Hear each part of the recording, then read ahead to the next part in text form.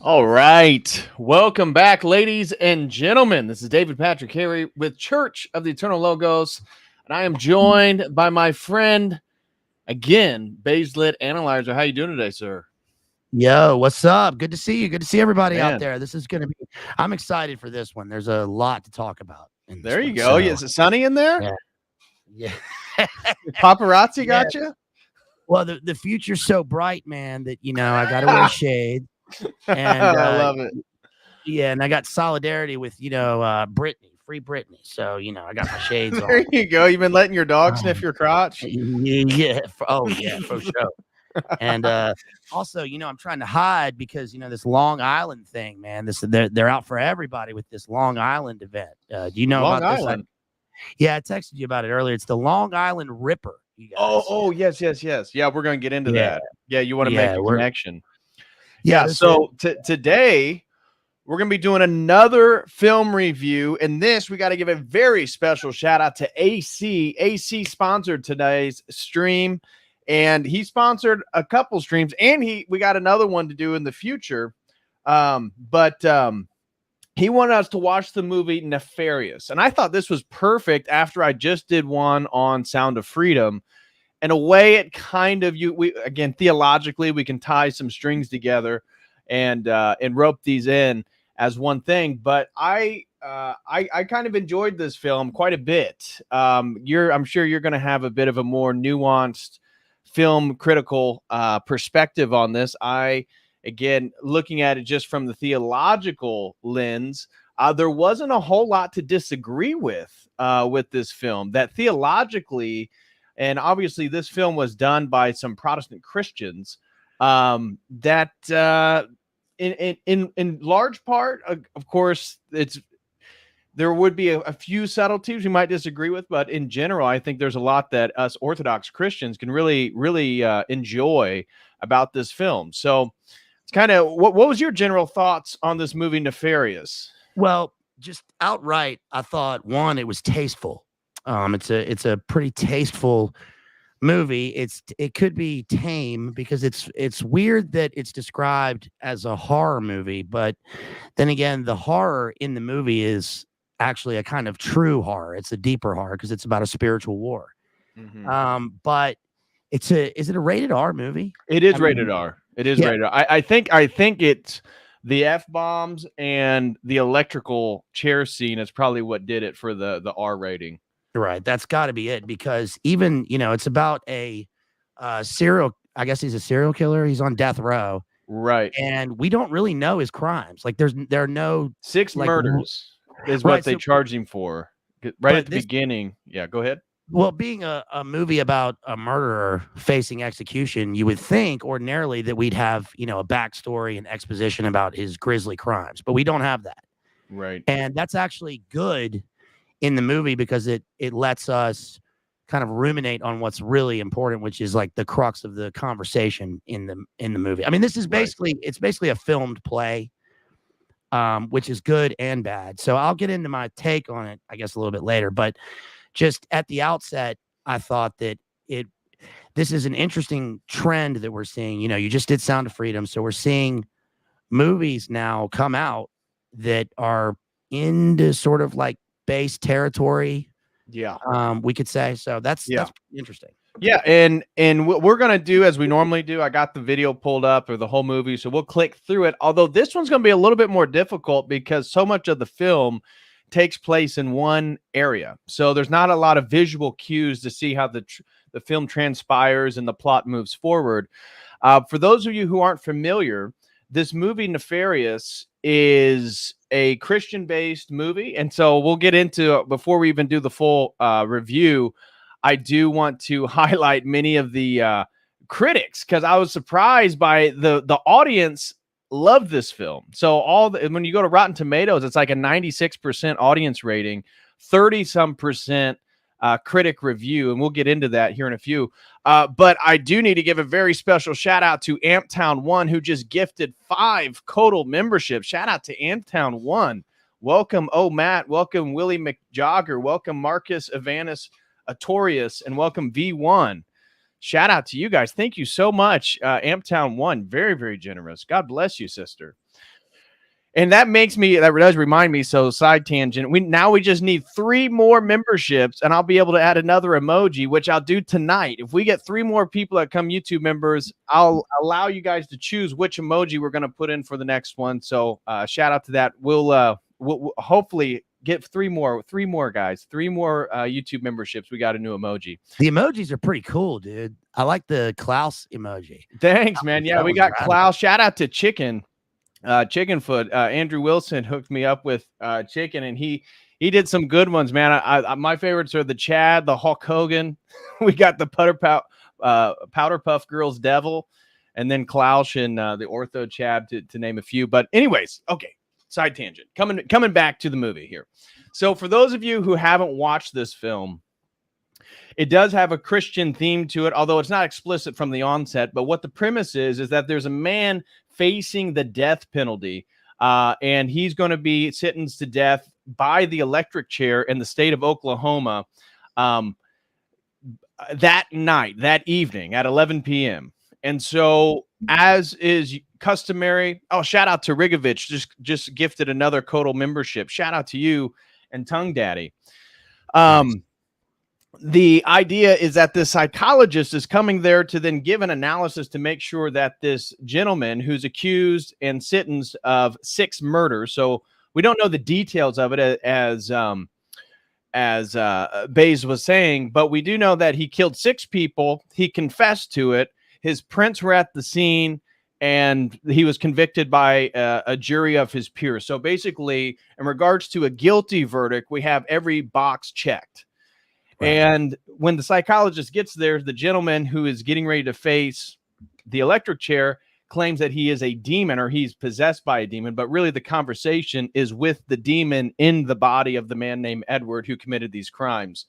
And so the film then is basically this conversation between this atheist psychologist and this man who is facing the death penalty who committed these crimes, but basically speaking to the demon who's inside of him, which claims that he has chosen this psychologist for a mission. And we'll explain what this is as we move through. And so the demon claims that this psychologist who's there to, grant him the opportunity of life or death, kind of laughs at that, because the demon wants the guy who he's inhabiting, the shell as he describes it, to be electrocuted, to die in a horrific way, because that's what he does, is he torments the people that they inhabit. This is part of the idea of the demonic possession. He wants to call him to hell. Right. And he tells the psychologist that he's going to commit 3 murders by the time he leaves that day. And so I don't want to give those away just yet, but that does transpire. And then eventually the man is executed. And the psychologist sort of has a change of heart by the end of the movie and trying to bring awareness to what is the spiritual battle, the battle between demons and mankind. And so that is the premise of the movie. Anything you want to say about the general framework of it, just keeping it real general before we get into specifics? Yeah, first of all, spoiler alert, Glenn Beck is in the epilogue of the movie. It's interesting because it's a Blaze production, which I was unaware of watching it. I was unaware of watching it too. They did a very good job. They did, because it's a real movie. I mean, this, the risk is that you make a movie that's like way too didactic and preachy and, has an overt message, and they kind of avoid that in many ways. So, kudos to them for doing that. The governor gives a stay of execution last minute. It's very difficult to have someone executed. There's so much they go through before it happens. And it's interesting that he's in a state that even still has, capital punishment. And the guy chooses old Sparky. He chooses the electric chair, for the reasons you just mentioned. And it is interesting that I was just thinking about it as you were talking. And this is the way the drama is set. It kind of functions as a sort of obverse Christian passion play, because the cock will crow 3 times. I mean, 3 people are going to die, right? And it's the bad guy who's going to be executed. But it's a series of, they're at a table, and there's a priest who comes, and there's a kind of confession here. So I'm sure they purposely made it so. But yeah, just outright, the movie is interesting because this is a new trend in Hollywood, which is filmed plays, basically. I mean, this is like Eugene O'Neill's Long Day's Journey into Night as a film in 2023 about serious spiritual issues. So that's interesting. I think we're going to see a lot more of this kind of thing. Okay.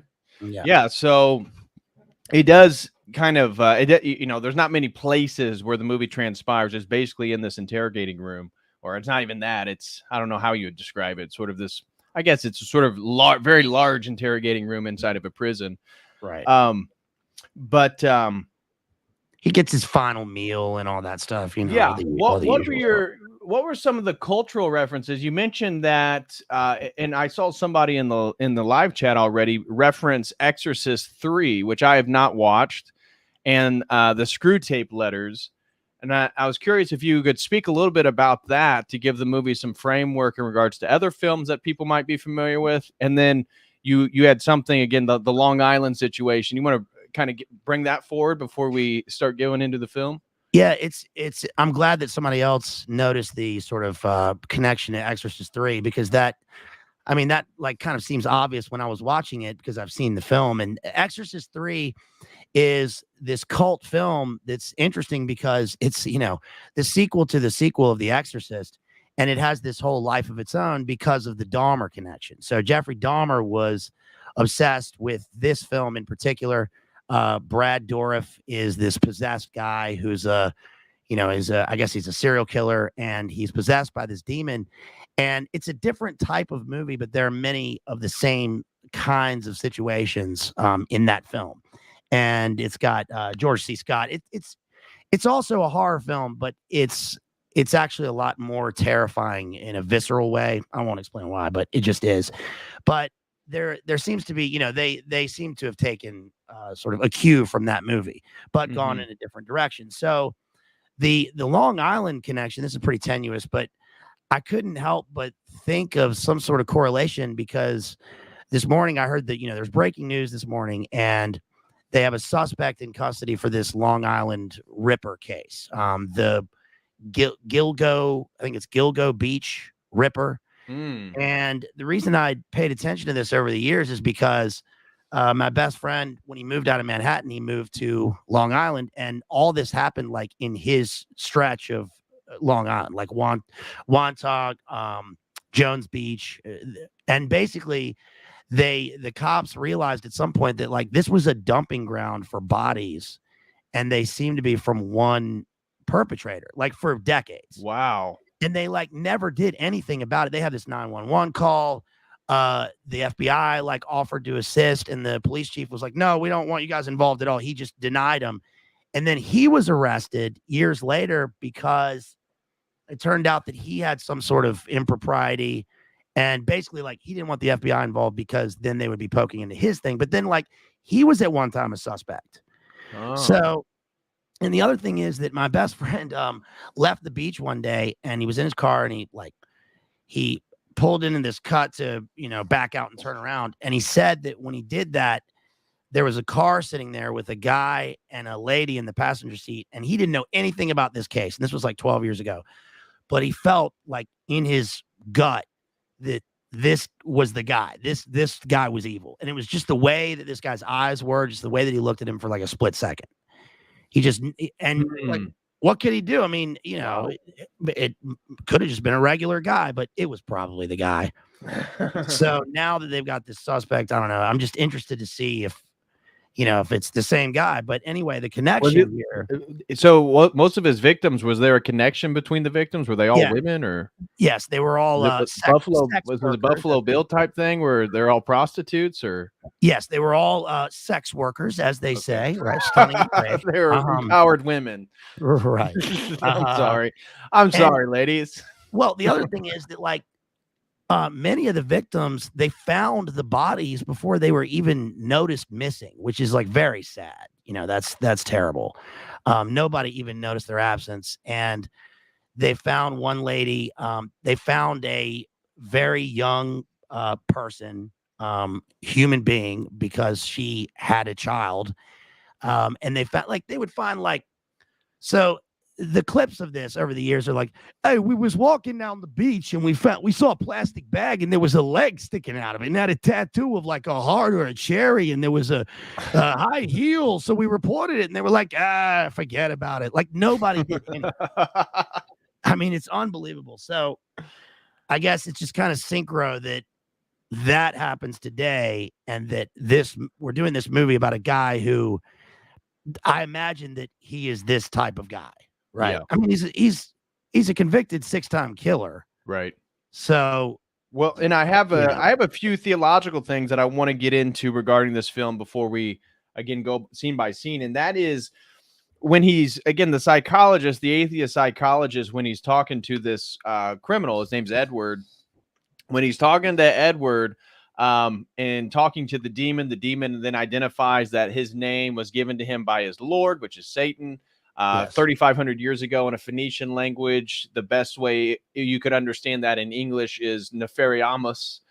And he's talking about and laying out this cosmic battle between these fallen entities, which were upset because they became self-aware. They became self-sentient, the angels before the creation of the universe, and that they were upset that God would create entities with wills with the presupposition that they then must follow his will, or with the sort of created structure that way. And so they want to take autonomy. They don't want to be a slave to God. And so this was the sort of angelic rebellion of how Satan falls as Lucifer and brings a third of the angelic hierarchy with him, and then talks about how the way they're getting back at God is by possessing and enslaving humans. And so that began with the fall in the garden and the idea that God made us in his image, and then we became slaves of nature, making us further and further reshaped in the image of the demons themselves. And so he mentions a few things then when they're talking about names, and his name being Nefarious, that he says names have power. They let everyone know who you are. And this is huge in regards to just ritualistic magic, of which he makes an explicit reference to Aleister Crowley in that, do it thou wilt, this is the highest of the law. This is the law. Thelema, I again, couldn't Greek believe word. that in the film. I couldn't believe that it was that specific. I was like, whoa, dude, no way. Yeah. They're referencing AC. Okay, Al Crowley, this guy's aware of that. Wow. Yeah, it's basically a retelling of Paradise Lost. It's essentially, I mean, we did what's it called with Keanu and Al Pacino. We did The Devil's Advocate. The Devil's Advocate, and we did Fallen, because this movie also reminded me of the movie Fallen with Denzel Washington that we did, where the demon sings the song "Time is on my side," and so that idea is also played out with Nefarious, and that you can't kill me, like I inhabit people, and I inhabit people. And this is where a theological dimension ties into orthodoxy. Is he asked, well, how do you possess Edward? And he said, well, he gave me a series of permissions. And the idea is that temptation, the way the demons can take over, according to this film, but also, again, according to orthodoxy, is that it's through the engagement with our temptations, with sin. And this is actually something theologically that would be important in regards to the idea of a proclamation of faith, that once saved, always saved. Of course, orthodoxy doesn't believe that. And it's tied to this idea that you can be saved today, you could be in the graces of God, but you could then begin to engage in degenerate behavior, which would give permission, as Nefarious says, to begin to inhabit that person, begin to possess them to more and more degrees. And he talks about the way they do it is by increasing the duration and the intensity of the temptation. And then I want to tie this back. I'm going to get your perspective, but tie it back then to Sound of Freedom, tie it back to YouTube took down and gave me a channel strike Thursday for my Sound of Freedom stream, because I played a clip of Tim Ballard talking about Adreno and how that was a real thing. I appealed it, and glory to God, they lifted it, because it came straight from the Jordan Peterson interview, which was still okay, and it was still up on YouTube. And so somehow, by the grace of God, they overturned it, which is usually very unlikely. But how does somebody get engaged with all the Adreno rituals and drinking, blood and all that? Well, again, it ties into the gradual increase of the duration and the intensity of these demonic temptations. And so that I thought was great, because even though Protestants made this, the idea in which they described how the demons possess people is actually more consistent with an Orthodox worldview than an idea that, well, I can just make my proclamation of faith, I can do an altar call today, and now I don't have to worry about it. No, every day, every decision, you have to worry about it. Shouts out to Mel, big fan. He's a big fan of this channel. He was watching. He's a producer on that movie. He was watching. He had him take down that strike. I guarantee it. Or Jim Caviezel. No, but yeah. So obviously, any discussion of Arduino is like loaded term du jour, right? It's like right. And I showed the chemical structure. I mean, I did explicitly show everything it was, and that's what they got me for. They said I was promoting violence. But when I repealed it and I showed them that no, what you grabbed was actually a clip that's still present within Jordan Peterson's stream, then they overturned it. So thank God, thank you YouTube, thank you my masters, thank you for letting me stay on YouTube. But right, well, we forget, the audience also, we forget that like all the content related to that, which we've all seen from years ago. If you're just coming into this, where are you going to see it? So somebody's got to discuss it. So I'm glad that you did, because we forget that people can come into this and be ignorant of the entire thing. Yeah, we'll call it achrome. There you go. We'll call it achrome. Somebody said that in the chat. That's a good one. We'll call it achrome. That way it shouldn't flag anything that way. Yeah, call it Hunter S. Thompson because of that movie. Exactly.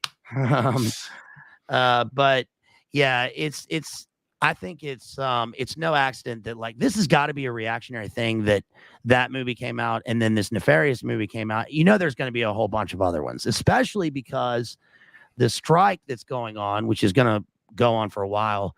The people who want to make movies who are not a part of the unions or equity are going to keep working, and I guarantee they're going to fill the gaps in some way, or attempt to. So that's good for them for doing that. But this film, it at time. Okay, so here's my take, by the way, on what you were just talking about. At times, this movie can be didactic and teachy and preachy, and that's mainly because of like how the movie's set, right? In that one room, we kind of feel like we're being talked at, like with the Aleister Crowley thing. It's like Aleister Crowley, who was a magician who lived from 18 to 1947, and we get this kind of exposition. It's like, okay, but on the other hand, I'm glad that they bring up this stuff and they sort of tie it all in together. I think that the reviews, you mentioned the reviews, and of course the mainstream reviews are going to be completely just idiotic. Yeah, like, they hated the idea. Yeah. In spoiler, that the three ways in which the atheist man commits murder, it's through first euthanasia of his mother in the state of Oregon, 2, abortion, which he forced his girlfriend to do, and then 3, the sentencing or the okaying of the death penalty to the man who he knew then was possessed by a demon. Yeah, those are all stunning and brave virtues for them. They love those things. So I know I was looking at some of the like top critics. I was just going through various websites, and their thing was, oh, this is just some one person called it a Christo-fascist film. Everyone here was like, okay, well, now I'm definitely one. Yeah, they called it a Christo-fascist film. Yeah, that is more of a sermon than a movie. And they talks about how it's basically a sermon about the sins of euthanasia and abortion, which the critic was obviously in favor of, but they were okay with, the death penalty is a bad thing. But the other ones they're totally in favor of. And so they were talking about how this video is didactic, but I actually like that. I enjoyed the dynamism of a suspenseful film that for me had a lot of theological depth, but it really took place mostly in one little room between 2 people. I thought it was very intriguing, but it managed to transcend like the physical boundaries of where the conversation took place, because the content was about grand, like cosmological, ancient. I mean, when he's discussing his name, right? So his name is this archetypal, abstract name for the thing itself, right? Which is different from the other movies we've covered, where it's like the names of these demons, like Pazuzu and Azazel and stuff.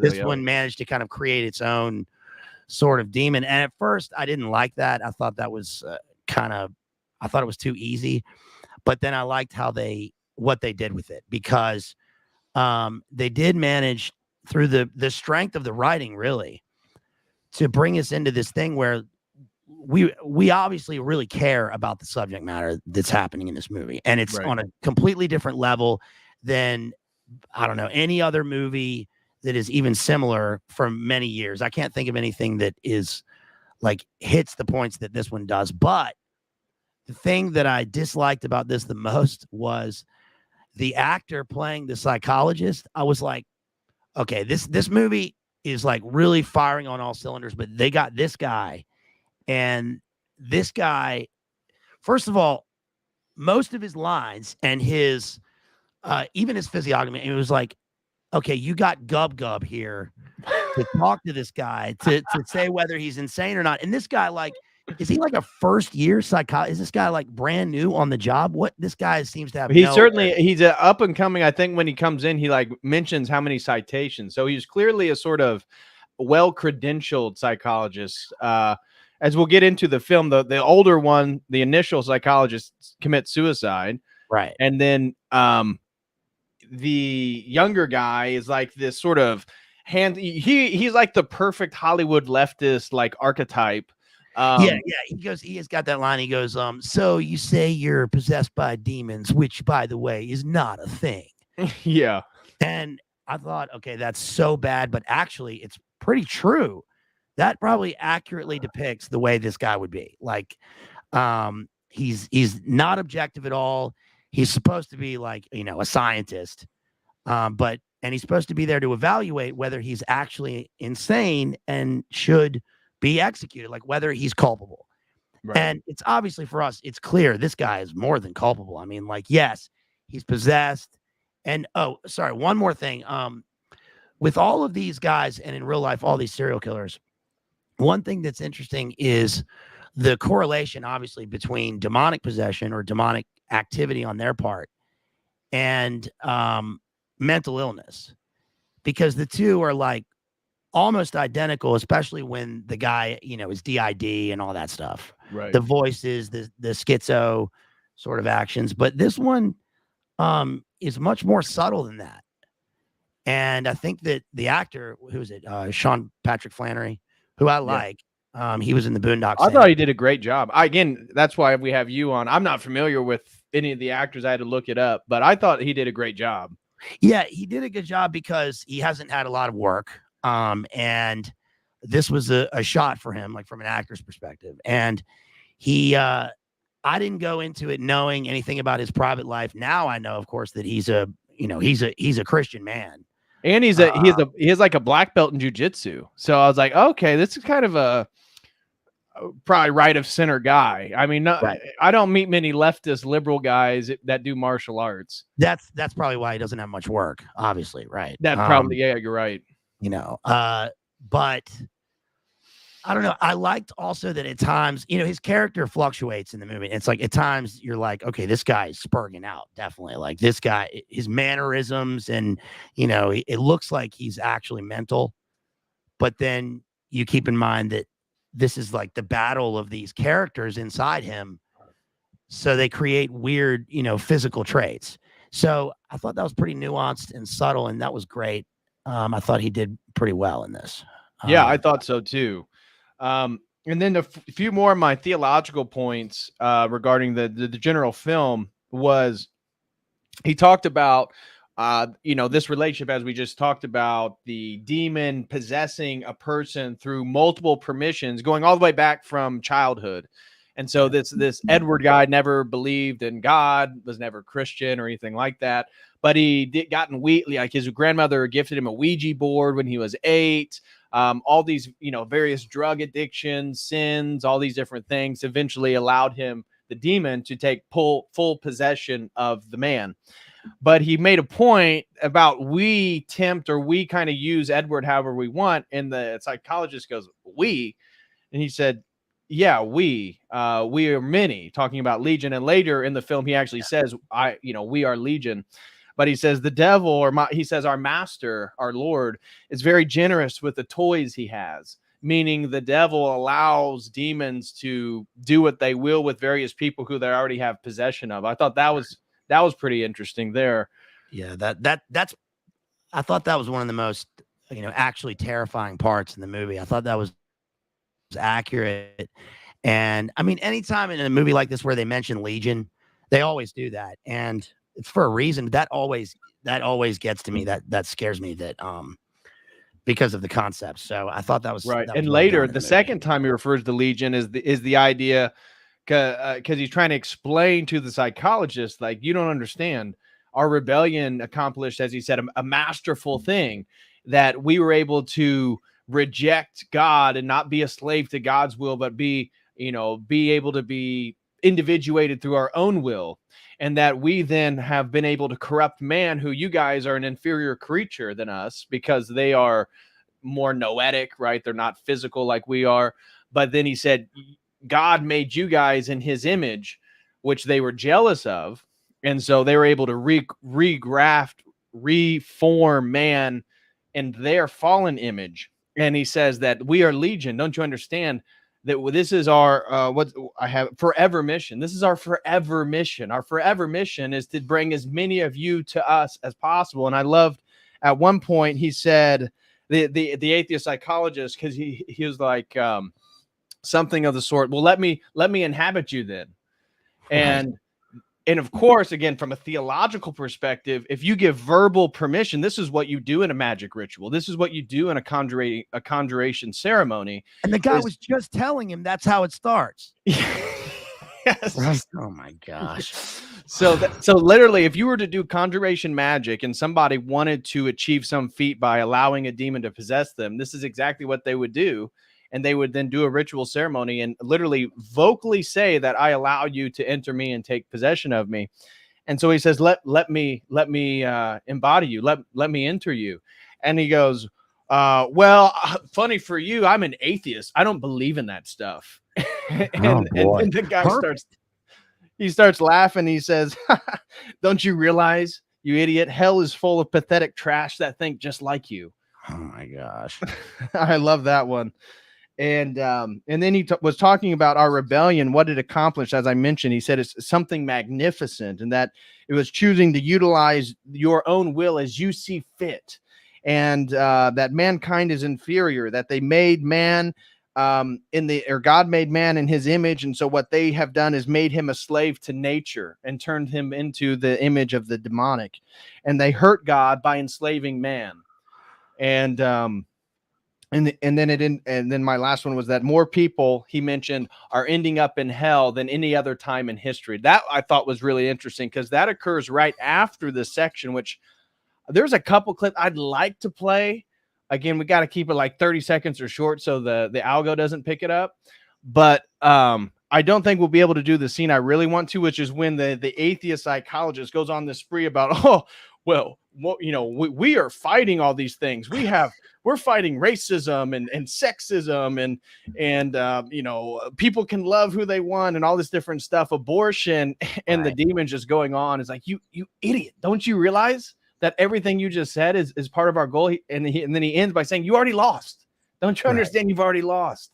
Yeah, again, with Paradise Lost, Satan says this in the prologue, that the war that his war is the war on God through corrupting his creation, mankind. And that if they can corrupt mankind and make him a slave, and make him want to be in hell, and not even realize that he wants to be in hell, but through his actions, right? Through pride and through his, it's just interesting that the movie accurately depicts the fact that we live in this post-enlightenment world where the age of reason gave birth to people having the freedom to want to eliminate their children, right?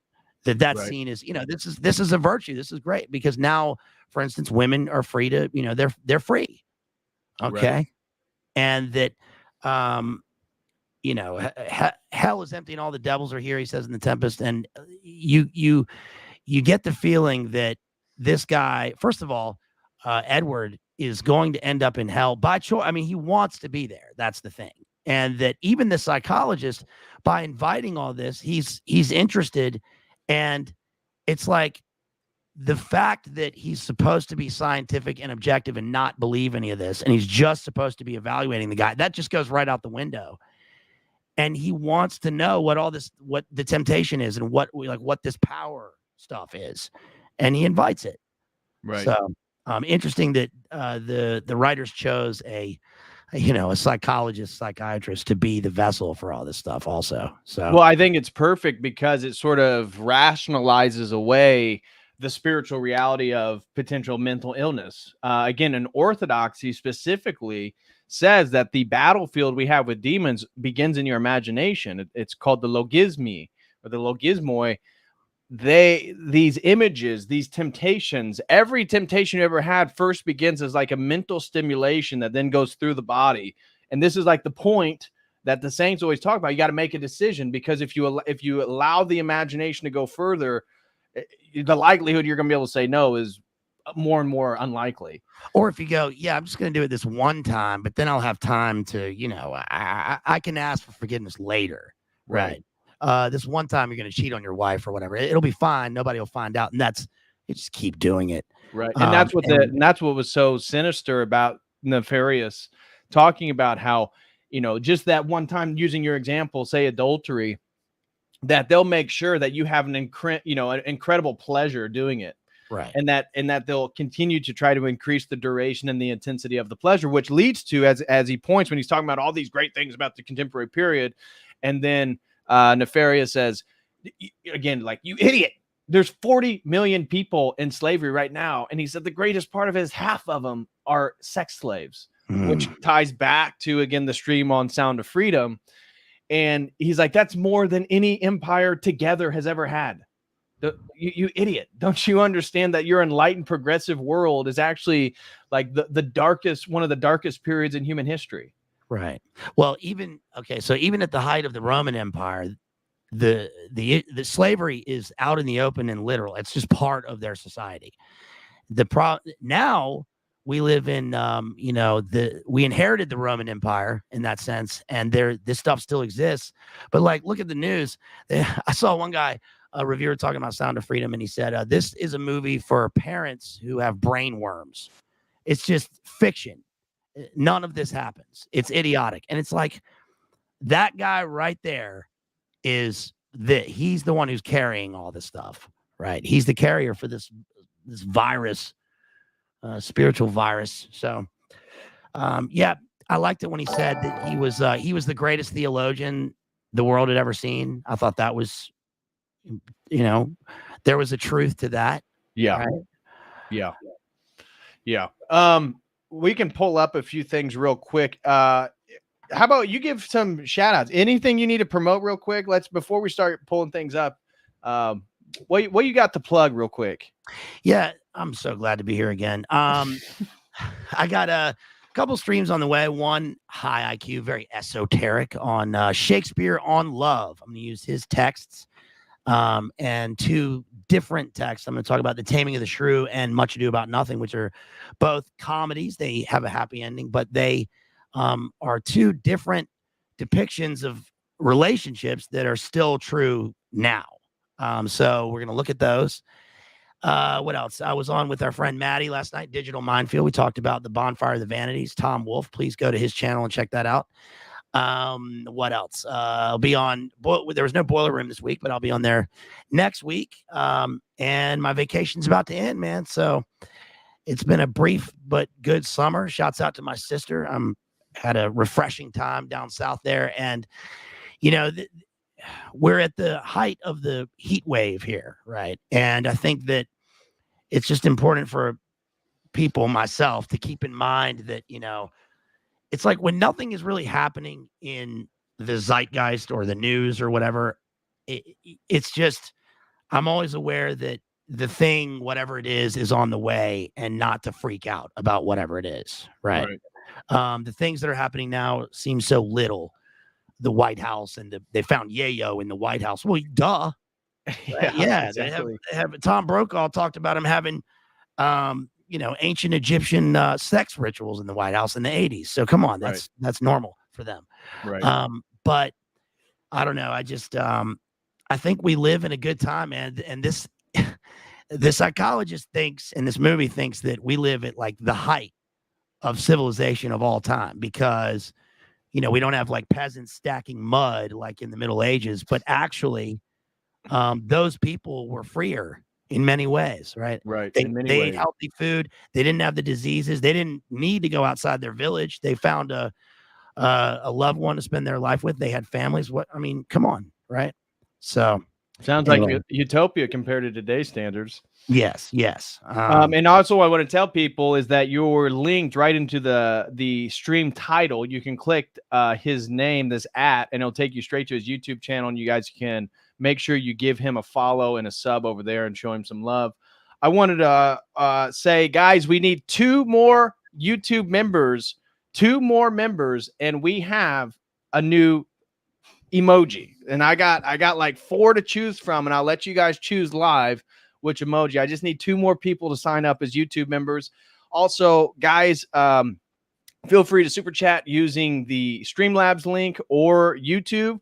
If anybody wants to support my work, the best thing you can do is become a website member here with this link right here. If anybody's interested in signing up for a one-on-one session where we can get into the nitty-gritty of any topic you would like to discuss, you can do so right here. Please support our man here. Look, he's an expert and he's got all this. Do you know how hard it is to put together all this stuff? Even the emoji thing is extremely difficult. So please support our friend David Patrick Carey here. He works very hard for you guys. So I'm plugging you. Thank you. And then if anybody would like to also sponsor a stream, because again, today's stream is sponsored by AC. Shout out to AC. Sponsored a handful of streams recently, and we got some more. God bless you, brother. Thank you so very much for all the support. Another great topic. And if you also would like to sponsor a stream, or even if you'd like to sponsor a film stream, again, me and BLA, we can set that up. So if you want to sponsor another film, let us know. Me and him will watch it and we'll do another stream.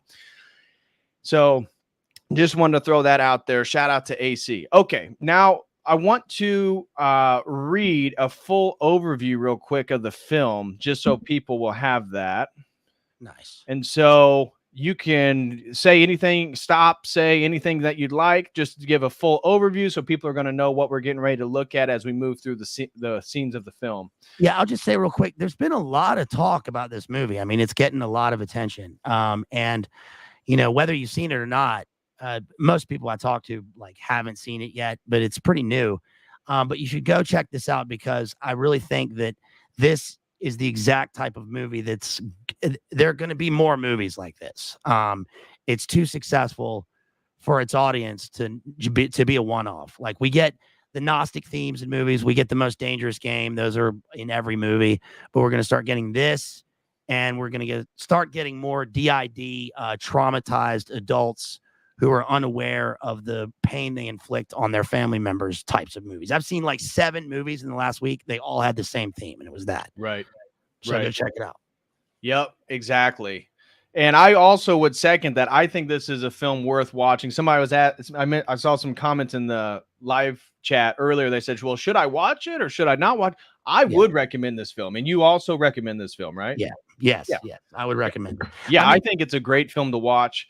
If you're not so keen on some of the demonic stuff, I know some people are a little bit more sensitive than others. Okay, maybe that's not for you. It's an R film, but for most men, for most guys, I think it's a great overall film, and it has a lot of theological dimensions to it that really resonated with me. So this is agree, man. 100% agree. That was yes. Absolutely. This is a Christian independent horror film written and directed by Chuck Kunzelman and Carrie Solomon. So I wasn't familiar with either one of them. It's based off a book called The Nefarious Plot from 2016. And so the movie plot is that a state penitentiary psychiatrist, Dr. James Martin, arrives to evaluate a notorious serial killer and death row inmate named Edward Wayne Brady, believed to have murdered at least 11 people.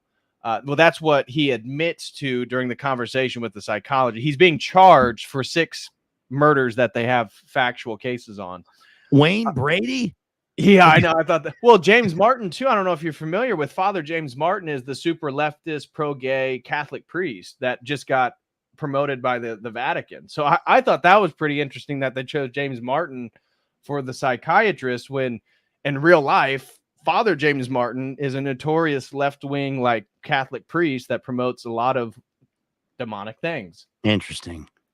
Yeah, I didn't know that. So Martin has just replaced Dr. Alan Fisher, who committed suicide after interviewing Edward. Warden Thomas Moss warns Martin that Edward is an expert manipulator who can get inside your head. Edward is scheduled to die by electrocution at 11 p.m. unless Martin finds him mentally ill and incompetent to be executed. If Martin finds Edward sane, however, he will be executed. Moss is hopeful that Martin will not agree with Fisher, who is ready to declare Edward insane. And so tied to that, I also want to point out is that the Nefarious, the demon within inside Edward, wants Edward to die by electric chair, wants him to die so that he can sort of be released from that shell. Although he's able to leave that shell, it doesn't get into the intricacies of that because he claims that he was watching the psychiatrist, but there's some type of connection there that he is still sort of connected to Edward Wayne Brady. And so the other psychiatrist, who was another atheist and was going to claim that, again, he didn't believe in demons, so he was going to claim this guy to be schizophrenic.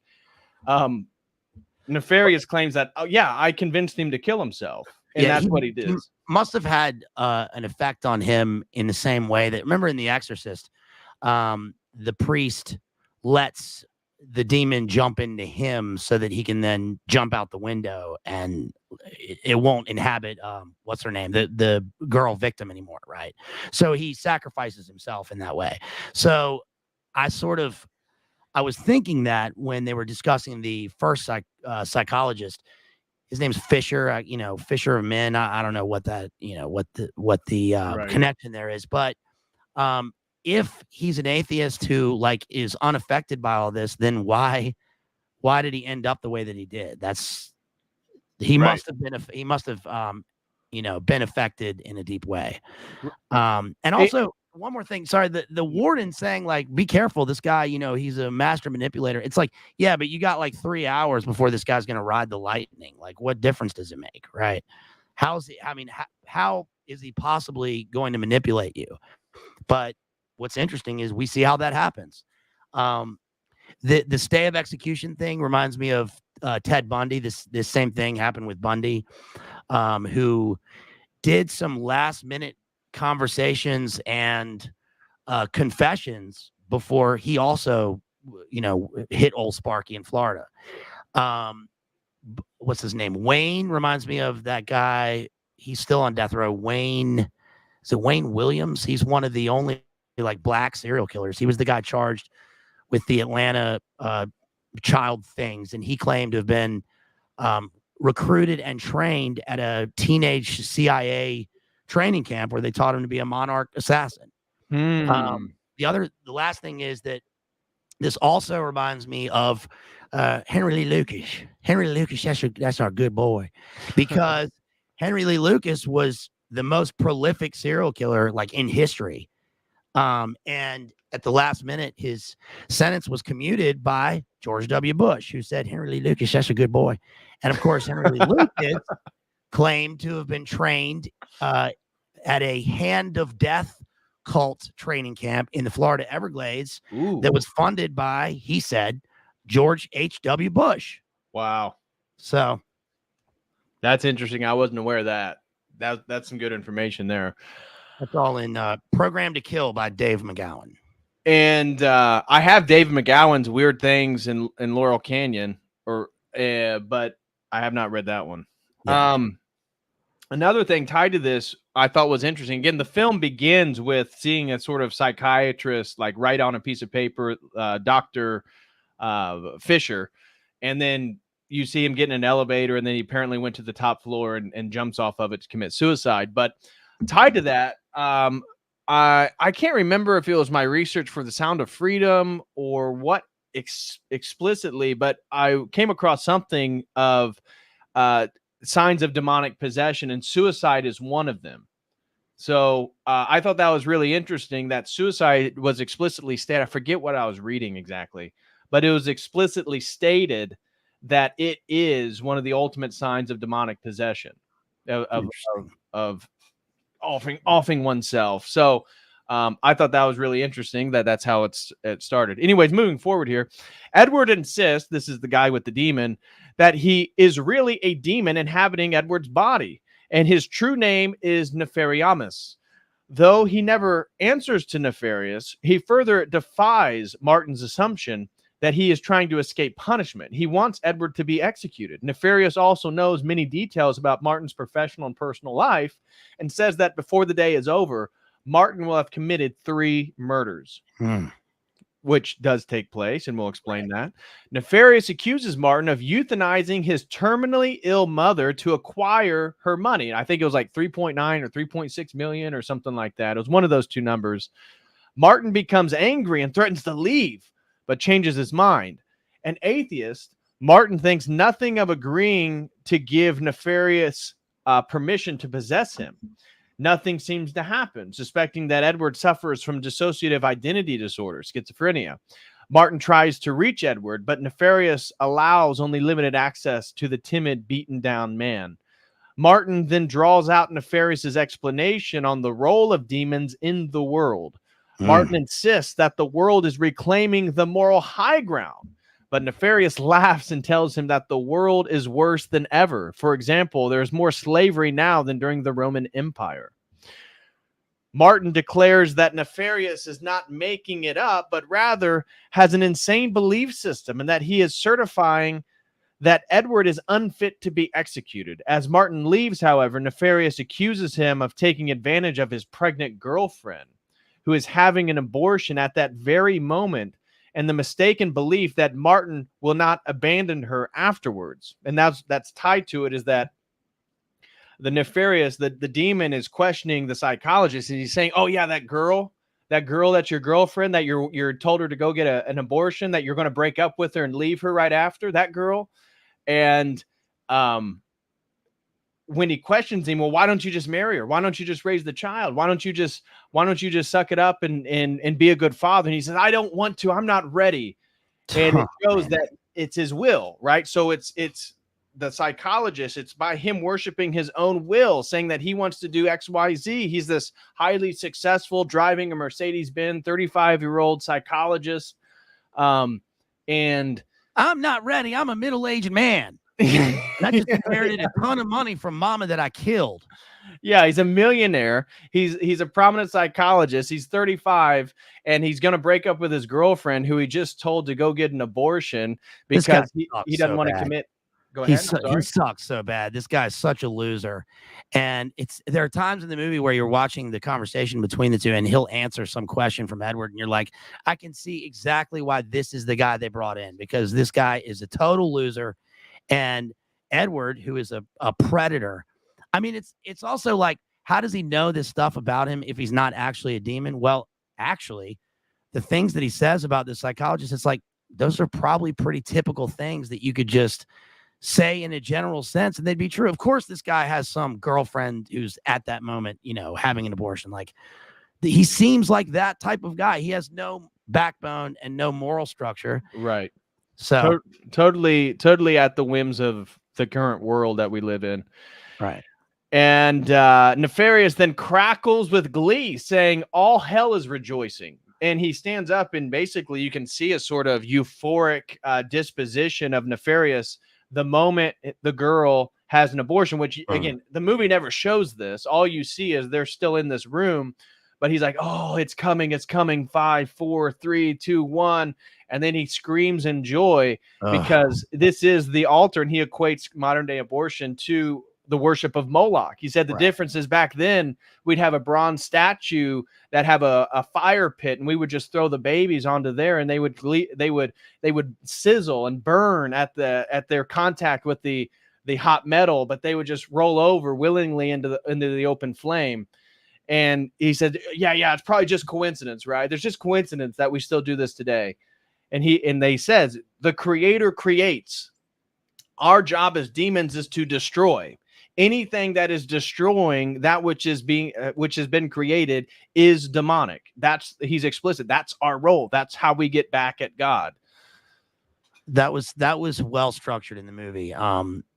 The intentional choice to subvert and pervert God's creation, like in any way, and he makes a point of that, like you just said in the movie, that no matter how big or small, it's like, yes, a literal sacrifice has just taken place right at that moment, which is crazy that the guy he's on death row, evaluating this killer while he has to be aware that his secret girlfriend is having this procedure right at that minute. Like, this guy is, I mean, that right there proves what Edward is saying, that when that happens, society is completely corrupt, and they've won. They've established their dominion. So I thought that was well done. Yeah. So Martin then rushes out of the out to call the clinic, only to find that, just like Nefarious or Edward was saying, the abortion had just taken place. Nefarious then tells Martin he wants him to write a book called The Dark Gospel, a satanic work which he confusingly says is already written. Martin is called away by Warden Moss, who just found in Edward's prison cell a scrapbook of Martin's entire life. An already written manuscript for the Dark Gospel. Martin confronts Nefarious, who slips free and strangles Martin, threatening to kill him unless he begs for his life, which Martin does. While Edward is beaten by the prison guards, Martin signs the document that declares Edward sane enough to be executed. Thus, according to Nefarious, Martin has committed 3 murders: his mother through euthanasia, his unborn baby boy through abortion, and then Edward, the man that was possessed by the demon. As Edward sits in the electric chair, Nefarious asks Martin whether he accepts his offer to reap the rewards. So he talks about how my master will give you anything you want. Anything this side of creation you want, you can have. And he compares it to the offer that that Satan gave Christ, which he keeps calling the carpenter. He won't call him Christ or Jesus. Right. He just keeps calling him the carpenter, that again, my master gave to the carpenter, but he refused. And so the idea was that he was going to accept. And it was kind of ambivalent whether he was going to or not. You almost suspect he might towards the end there. And so then he's sitting in the electric chair again. We're going to show you guys all this, clicking through it. And when Nefarious, then you see Edward, and Edward is screaming like, I didn't do it. And he's being strapped down into the electric chair. And then you can see the face change. The demon's back. And right. Nefarious is looking at Dr. Martin. And he said, Dr. Martin, Jimmy, are you going to take up the deal? Are you going to take it up? And you can see he's kind of scared, and he starts like really ambivalently sort of shaking his head. No, it's not explicit in any way. And then they electrocute the guy, and he starts to speak in different language. I can't remember which language it is. That's kind of like remember we did Terminator 2, and when he falls into the flames at the end, and like he morphs into his various guises, and you hear the sounds of him screaming. That was like, that was sort of a demonic allegory right there. But it's, in a way, it's the same thing. It must be terrifying to be a psychologist, and the guy is seconds away from being executed, and he's like still talking in a normal manner to you about whether you're going to accept the deal. That's terrible. That's awful. Right. I love this. Thomas Henderson says, and bear in mind, psychologists act as secular confessors. That's a really good point. So then Edward is killed. He's electrocuted, which they show in a pretty horrific scene, and I'm sure that's what gave it an R rating. Right. And then you can see that the demon Nefarious comes in, and he starts.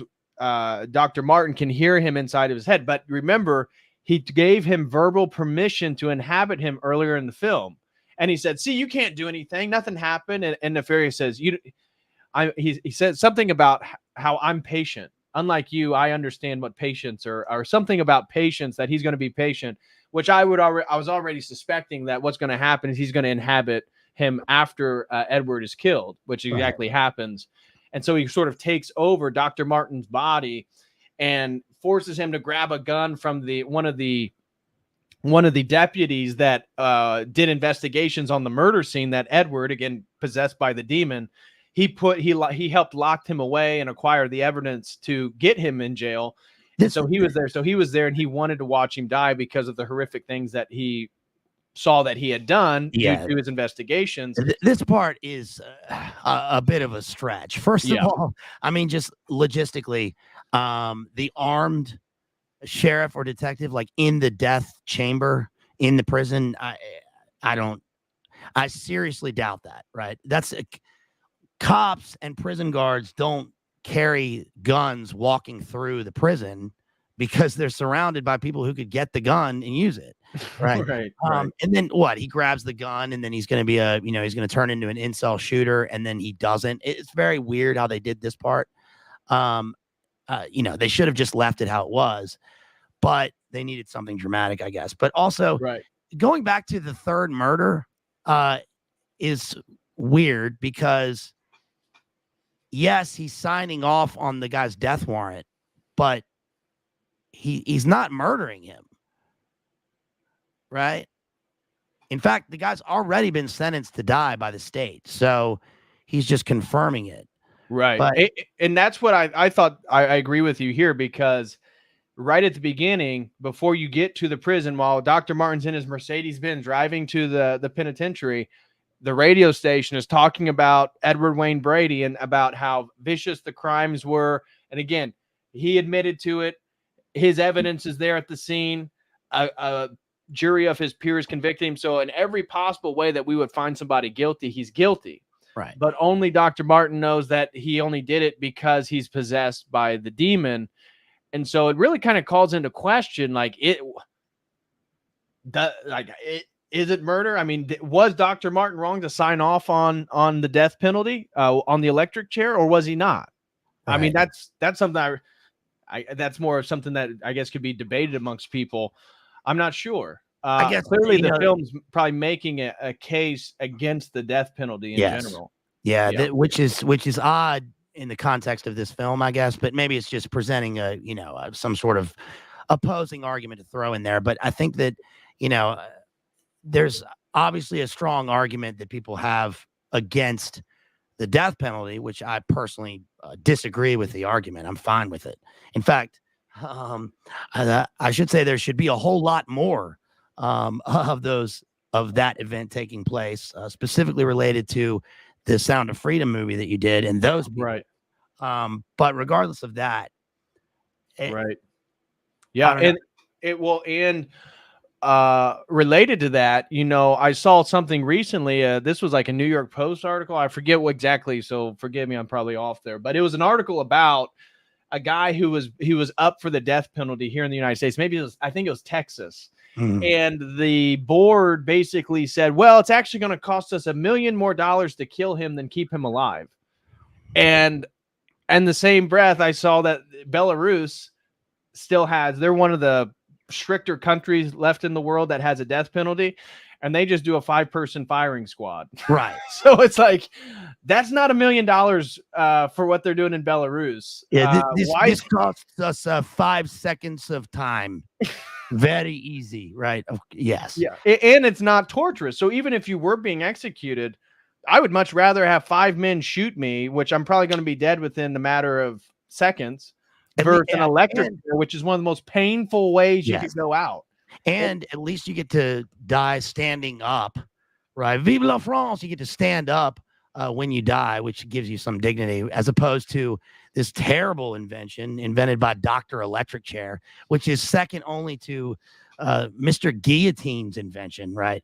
But yeah, I mean, I think that the whole purpose of drawing out the time on death row, the cover is obviously that it's for ethical reasons, because like they need any last minute chance of like exonerating this guy if he is actually innocent. They do that, but then it just ends up that itself is, I don't know, that's immoral to me. Right.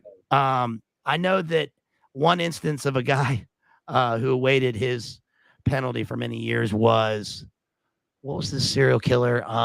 Not Bernie Getz. It was I can't remember his name, but anyway, he got a National Endowment for the Arts grant to make an experimental art film while he was on death row. And he filmed this thing, and it was him and his fellow death row guys basically just like doing narcotics. And he'd had a sex operation to become a different type of person while he was on death row. And all this was like filmed, and he was like, oh yeah, this is a movie. This is our great art movie. And then finally the warden was like, this cannot happen. Like, this is not right. So, you know, they shut it all down. But that's the type of thing that can happen while you wait 20 years to be executed. Right, exactly. So then Edward sits in the electric chair. Nefarious asks Martin whether he accepts the offer to reap the rewards by publishing Nefarious's gospel. Martin shakes his head no. Edward suffers a painful and hideous electrocution. Nefarious then possesses Martin and forces him to attempt suicide. Martin spontaneously, again, right towards the end. So again, the demon takes him again, which is totally unlikely. The guy having the gun, as we said, he grabs the gun. He starts pointing it at other people. And then he points it underneath his chin. And right before he pulls the trigger, he says, God, help me, please. Again, this is an atheist. And the premise of the movie is that he pulls the trigger 3 times. The gun doesn't fire. However, when they did the ballistics examination right afterwards, the gun fired just fine, insinuating this was a miracle by God, that God actually then intervened and rescued. Again, the film then showing that no matter what demonic activity is taking place, if you seek refuge in God, God then can intervene and take care. And then it ends, which I was totally surprised because I didn't know it was a Blaze film. It ends with Glenn Beck. And so 1 year later, a visibly changed Martin is in a TV studio promoting a nefarious plot, which is, again, the title of the original book that the movie's based on. And long interview too. Long. Yeah. Which is based on the dark gospel, but he has rewritten it as a warning against the demonic forces tempting all of us. Upon leaving the studio, he meets a homeless woman who evidently is possessed by Nefarious and suddenly addresses him by name. Now, one of the points I was trying to look at the end, I went back today and I couldn't find, is whether Dr. Martin had a wedding ring on. I was curious if he married the girlfriend. I couldn't get a visual cue on his hand to see if he had a wedding ring or not. Good point.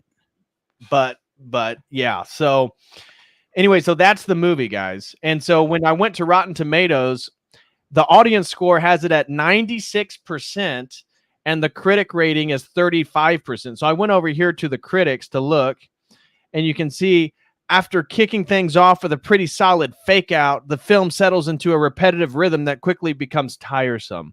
Yeah. Here's another one. Nefarious has been inaccurately described as a horror movie. It's a poorly made psychological drama about a death row inmate with no real scares and too much overacting.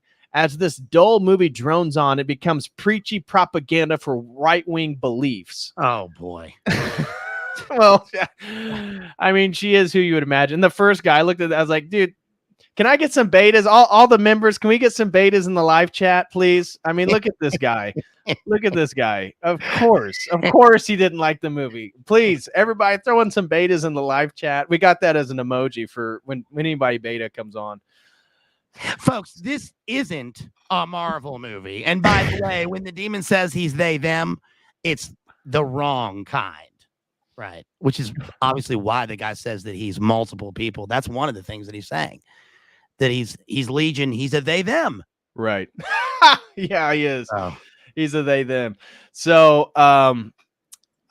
this one is Cody Leash. Nefarious advertises itself as a possession thriller, but pulls a bait and switch to deliver a Christian and conservative propaganda piece. Flannery does his best to elevate what is otherwise a 90-minute sermon on abortion, euthanasia, and the death penalty. And so here is, if you like your demons on the preachy side, then you may enjoy this movie. The rest of us will find it tedious, heavy-handed, and indoctrinating, says Alpha Chad Josh Guller. That's the same guy. Film's heavy-handed and bogus message tells us that Hollywood is immoral because it acts to corrupt its viewers' minds. What? Hollywood isn't immoral. It's just a thing, which is actually, that's funny that dude says that, because I just heard a clip of SAG president Fran Drescher. Did you guys know Fran Drescher is the president of the Actors Union in Hollywood? And she was talking about the reasons for the strike. And she literally said that people care about this strike outside of Hollywood because we do so much for regular people. They came to us during the lockdowns for solace. They came to us for everything, she said. And we provided valuable, she said, I don't know if she said entertainment, but valuable things for these people who were suffering so badly. So they care about our strike. It's like so out of touch in every way. Right. Roger Moore here says the only thing not covered in this Christo-fascist manifesto of a movie is guns. Well, actually, it does cover that, though. That is an issue in the movie. He's a tomato meter approved critic, Mr. Alpha Chad Roger Moore. This Christo-fascist movie. I did not get Christo-fascist vibes from it, but interesting. How dare that reviewer name himself after a Bond actor who was obviously a bigot because he treated women terribly. So, one back at you, sir. This guy says, well acted with decent production values. This faith-based thriller unfortunately gets stuck in its two-person back and forth sermoning, making it all too obvious what the outcome will be. While there are moments of intensity in Nefarious, there isn't a moment in the film that feels like cinematic horror unless you're talking about one of those evangelical haunted houses where demons pop out of the walls and warn of the evils of the world. Okay, so these people are ridiculous. And here's the top critic down here. Subtlety, it's not the filming's, or subtlety is not the filming's strong point. Neither is casting. And he's a top critic on Rotten Tomatoes. And here's the last one I was going to share is Nefarious builds on a howler of a climax that delivers exactly what you'd anticipate from the makers of God's Not Dead, just in an even more preposterous way. The big scene would be perfect for an Airplane style spoof of evangelical themed films. Oh my gosh. Yeah. Try that. Well, so you can see why the audience number is the way that it is, because people obviously saw those things and they strongly reacted against them, which honestly, I don't know. I think that these movies like this can go either way. And I think one thing is that in terms of reactionary stuff, it's like people have to be careful that they don't take movies like this and, and do the same thing for them that they rail against when, every movie is Skittles. In other words, like, we don't need another hero. It's just a movie, and it's got strong stuff, but we don't need to idolize the movie in the same way that the people those critics idolize their Marvel movies. Right. Uh-oh. Hold on. I got no volume, dude. What happened? Is it me? Uh-oh. I got no volume. Yeah, I can't hear you. Can you hear me now? Now I can hear you. Okay. So that was funny because I went back and looked at the like what movies are ranked the highest on Rotten Tomatoes, and it is all Marvel movies, yes. Like superhero movies, like all the general stuff that you see in culture. It's like, really? Yeah. The Winter Soldier, #1 best movie of all time. Right. Like for years, Shawshank Redemption, they put Shawshank Redemption up there, which people love. That's also a prison movie, by the way. I hate that movie. But speaking of that movie, Stephen King did make another movie that has kind of similarities with this, The Green Mile. You remember The Green Mile? Yeah. Which has like overtones of the same sort of thing and is also about a botched execution, because in this, when the guy faces execution, remember, he doesn't die the first time. They have to throw the switch again, which is that's terrible. It's a lot more gratuitous in The Green Mile, but whole Sparky, that's awful, man. But I think that's true. I think they really do have that option. Yeah. All right, so now let's move through this film. Guys, smash that like. Again, guys, two more YouTube members, we get another emoji. Help a brother out. It's just $5. Become a YouTube member, and we can add another emoji to the members list. Anyway, here we go. Here is the movie, and always stop me if there's anything that you want to cover. Before we begin, I do one more thing. Yeah, go ahead. I shouldn't mention this while I'm thinking of it. I do know somebody who witnessed a state execution by electric chair. Oh, really? Yes. He's RIP now, but he was a lawyer, and he was defending a case, and then they offer, they need people to like be official witnesses. So they offered him the chance, and he was like, yeah, he was a Marine in Nam and stuff, so he thought he could handle it.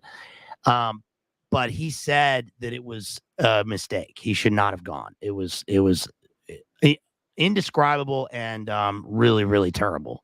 Yeah, there's no way I could do it. I'm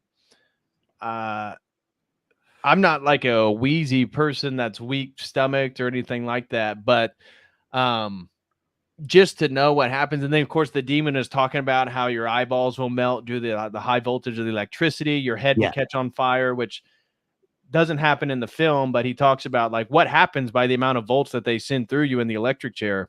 Yeah.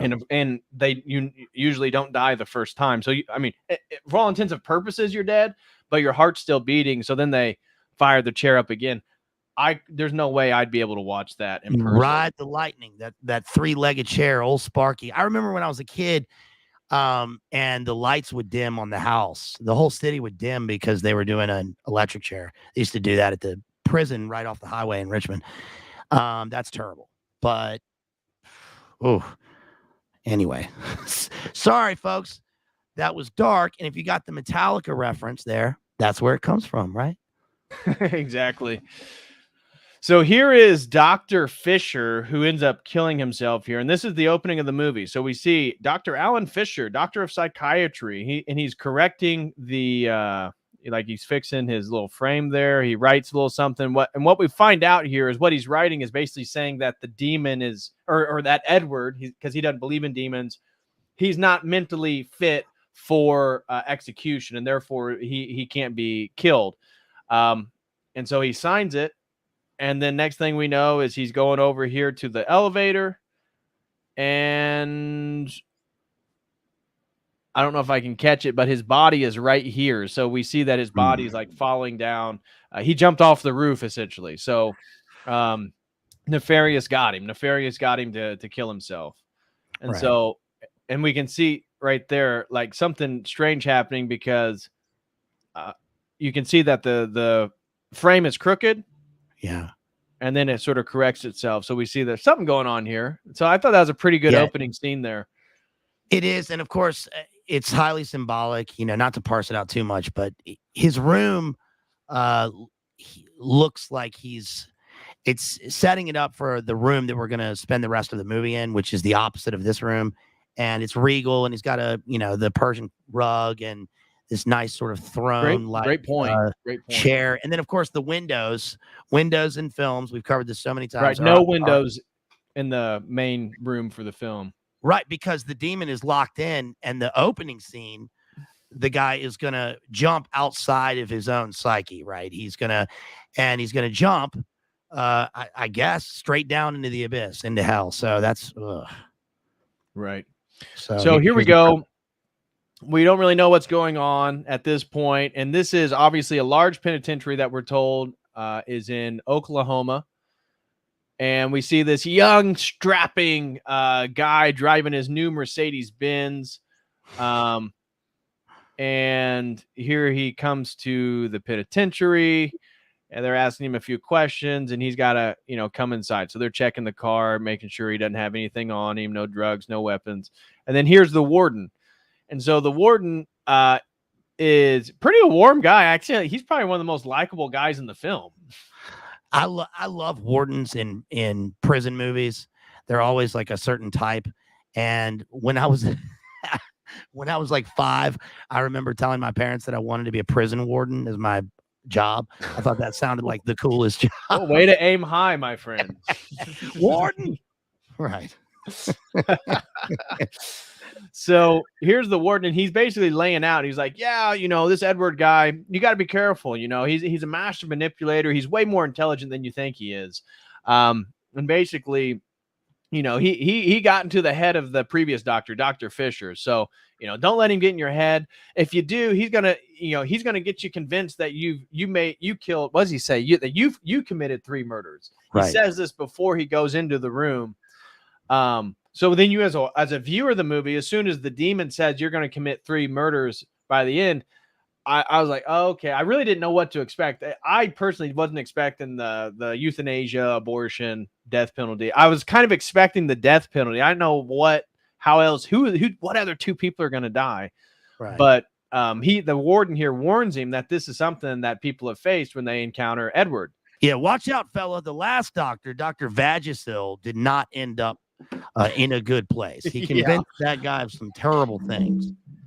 So we're going to play again. I'm going to try to do like 20 seconds so we don't get caught by anything. But here's again, him sort of warning him right here.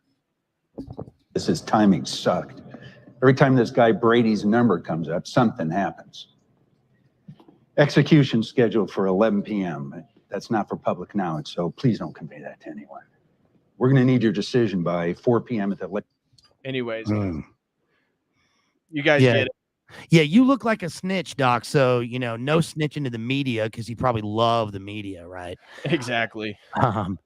And one thing that's good about this is the concept of dignity that they sort of reinforce throughout the movie. They're like, look, even though this guy is going to be executed and he's a, terrible scumbag, this thing has to be treated with dignity, right? There's no showing of emotion when it happens, and you need to go in there and do your job by 4 o'clock and leave. And the formality of the warden, he does everything. He presents the warrant. He goes through everything. Textbook is what you would do. And so, yeah, I would say the warden, even though he's the one who's most, they're part of the scene where they're smoking cigarettes. The warden is clear. It's not like he enjoys when somebody's getting ready to be executed, but he in the film is the one who's most explicit that this person needs to be executed. Yes. That cigarette smoking scene is hilarious. The 2 actors obviously don't smoke. And they're holding their cigarettes like they do in movies when people don't smoke, which is like in the wrong finger. And they're like, they don't inhale the cigarette. Yeah. Well, and the warden, he only takes like 2 big drags and then stomps it out. Right. But anyways, okay, so here we go. And now we are moving forward. And he warns him basically right here, I believe. Normally, that's where you allow lost contact with family, but he doesn't have any. From there, he'll be showered, taken to a holding cell in the death house not far from the execution chamber. That's where he'll be spending his last couple hours. I'm assuming you already reviewed the Fisher files? Yes. Then you already know he's a master manipulator, an absolute genius. And right now, his entire existence is focused on one thing, convincing you he's totally insane. And therefore incapable of being executed under state law. Yeah. Thanks for the exposition, sir. Right. Tell the dum-dums in the audience what that means. No. So I don't know. It's interesting that the warden has a strong opinion here, which is fine. But again, like we were saying, he is supposed to serve a state function. This guy's he's been convicted, and this is it. The governor ordered, a temporary look at this guy. We're going to do that, and then it'll be it. But master manipulator and genius, they always do this, by the way, with serial killers in movies, which is probably true a lot of times in terms of the serial killers. But, you get this with Hannibal Lecter, for instance, right? Hello, Clarice. And he knows everything about her, but that's because he was a doctor and he has access to all these files because he can do that sort of thing. This guy, I don't know. Does he have internet access? Because if so, then he would just know everything about this doctor. Why would he? I don't. I think he's in solitary confinement, and that's where at the end when they go into towards the end when they go into his cell and he has the manifesto, or the Dark Gospel's already written, and then the whole thing about the psychiatrist, his life is already detailed. Is that all these different languages? So you see Hebrew, I saw Greek, I saw Latin on the walls. So he's writing in all these different languages. Again, the idea he's a demon, as he says, I was given my name 3,500 years ago. You can't kill me. Yes, he speaks Babel. I'm sure there's Aramaic in there as well because he's the demons always do that. Oh, yeah. And also like the writing of the manifesto is interesting because that also goes back to Bundy. They started that law about where convicted killers couldn't make money off of their story because of Ted Bundy. Because he was talking to that lady, Anne Rule, she's got a book called The Stranger Beside Me. And it's an interesting book because she like had this relationship with Bundy, but it comes to a point where you're like, okay, but now it sounds like you're apologizing for him. And you're just conveying his manipulation of you, which he was a master at that, obviously. So the dark gospel thing is interesting. This is where I kind of had a problem with the movie because this always happens, right? Oh, we're going to get it out there because we're going to publish the big truth and we're going to put it, in book form or with the New York Times and everyone's going to be changed by it. In reality, I mean, probably almost no people are going to pay attention to this at all. Right. Right. So. Right. And it's explicitly what he believed is that it was going to recruit more people to hell because more people are going to worship their own will, which is the whole premise of the dark gospel is that God is no God to be worshipped because God created you with the idea that you are going to submit to his will. That's kind of their take on it. So here he's kind of meeting him for the first time. And I'm just going to, again, play just a quick section. We don't want to get caught by copyright. So just a quick, like 20, 30 seconds so you can get a feel for what it's like talking to Edward. And there's a few clips I'm going to try to find as we move through here.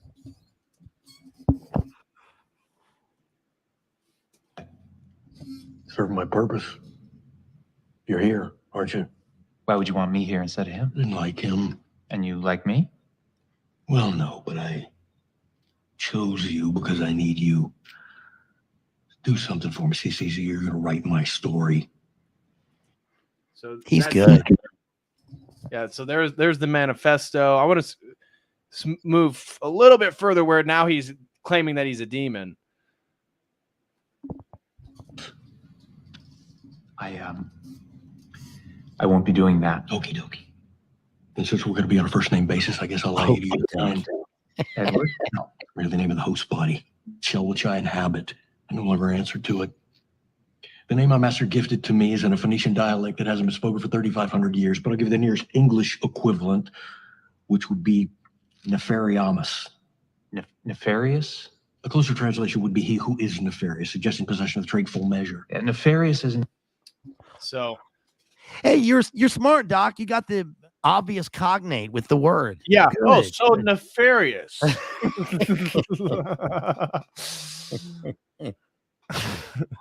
It is good though that they put it like the Phoenician tie to this. I thought that was pretty clever. That was really good. Especially for shout out for all my conspiracy theorists out there. We know what it means when they're talking about the Phoenicians. So yeah, this moves forward here. And basically during this scene, what I've written down is names are important. And he talks about how names have power and they let everyone know who we are. And which again is tied to the idea of conjuration magic, or even what the Book of Solomon is about, that was written in the medieval period due to the growth of the Kabbalah in the Zohar. The book of the Zohar is the ability to name the demons. Go ahead. Is that the same as the Goetia, the Lesser Key of Solomon? Well, that comes from the Kabbalah. So the book that's written first is the Zohar in the 1200s in Spain when Muslims occupied it. So the Umayyad Empire occupied Spain, and they were very eclectic. And so they allowed the Kabbalists, Christian mystics, and then Sufis to do drugs, to perform rituals, to sort of mingle in Spain at that point.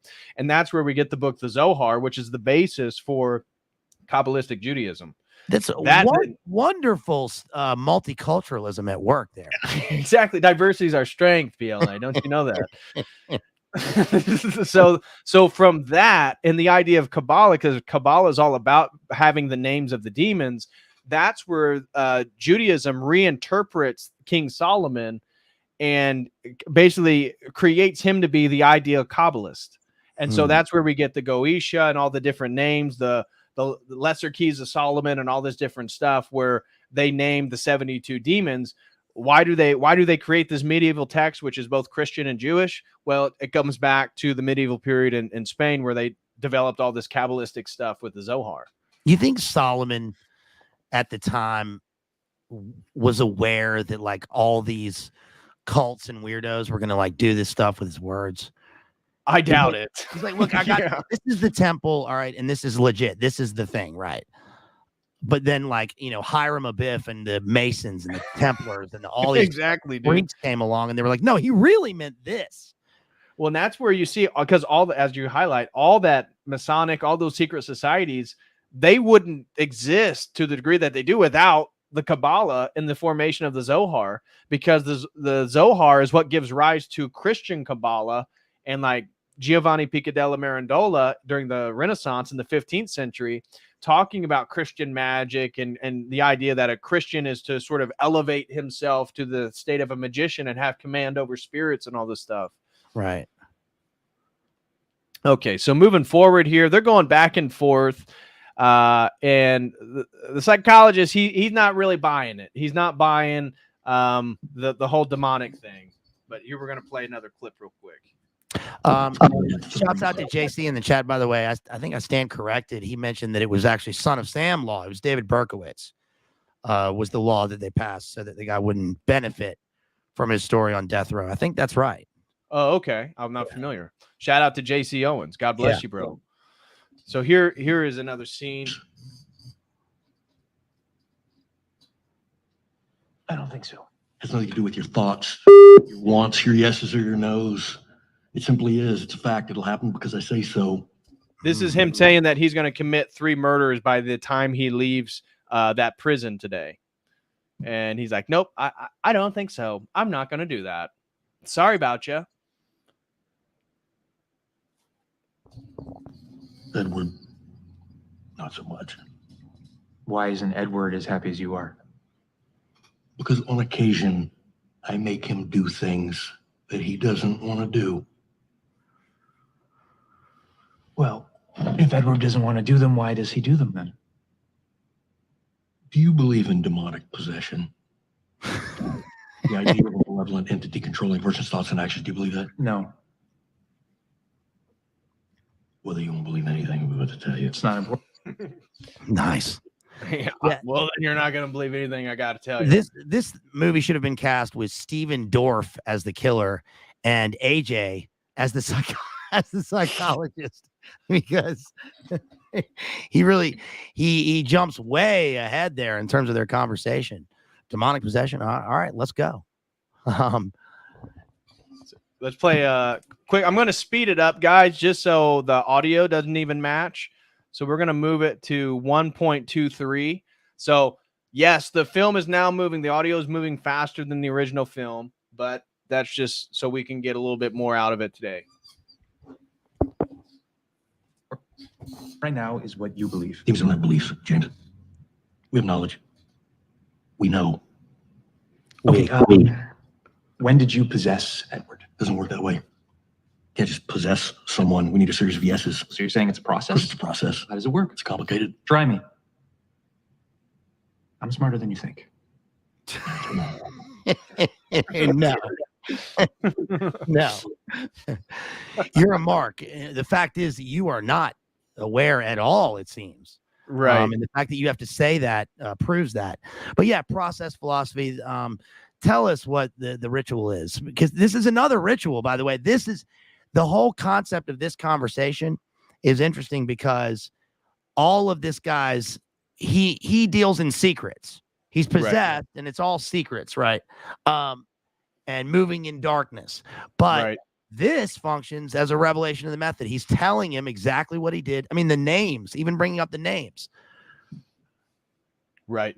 And, you know, theologically, again, orthodoxy, but Christianity, generally speaking, would tell people never be in conversation with demons or Satan, because they would always, again, the church general position, obviously that would be frowned upon. Why would anybody do that? Well, the idea is these entities existed for a long period of time, and they are much more intelligent and clever and wittier than you.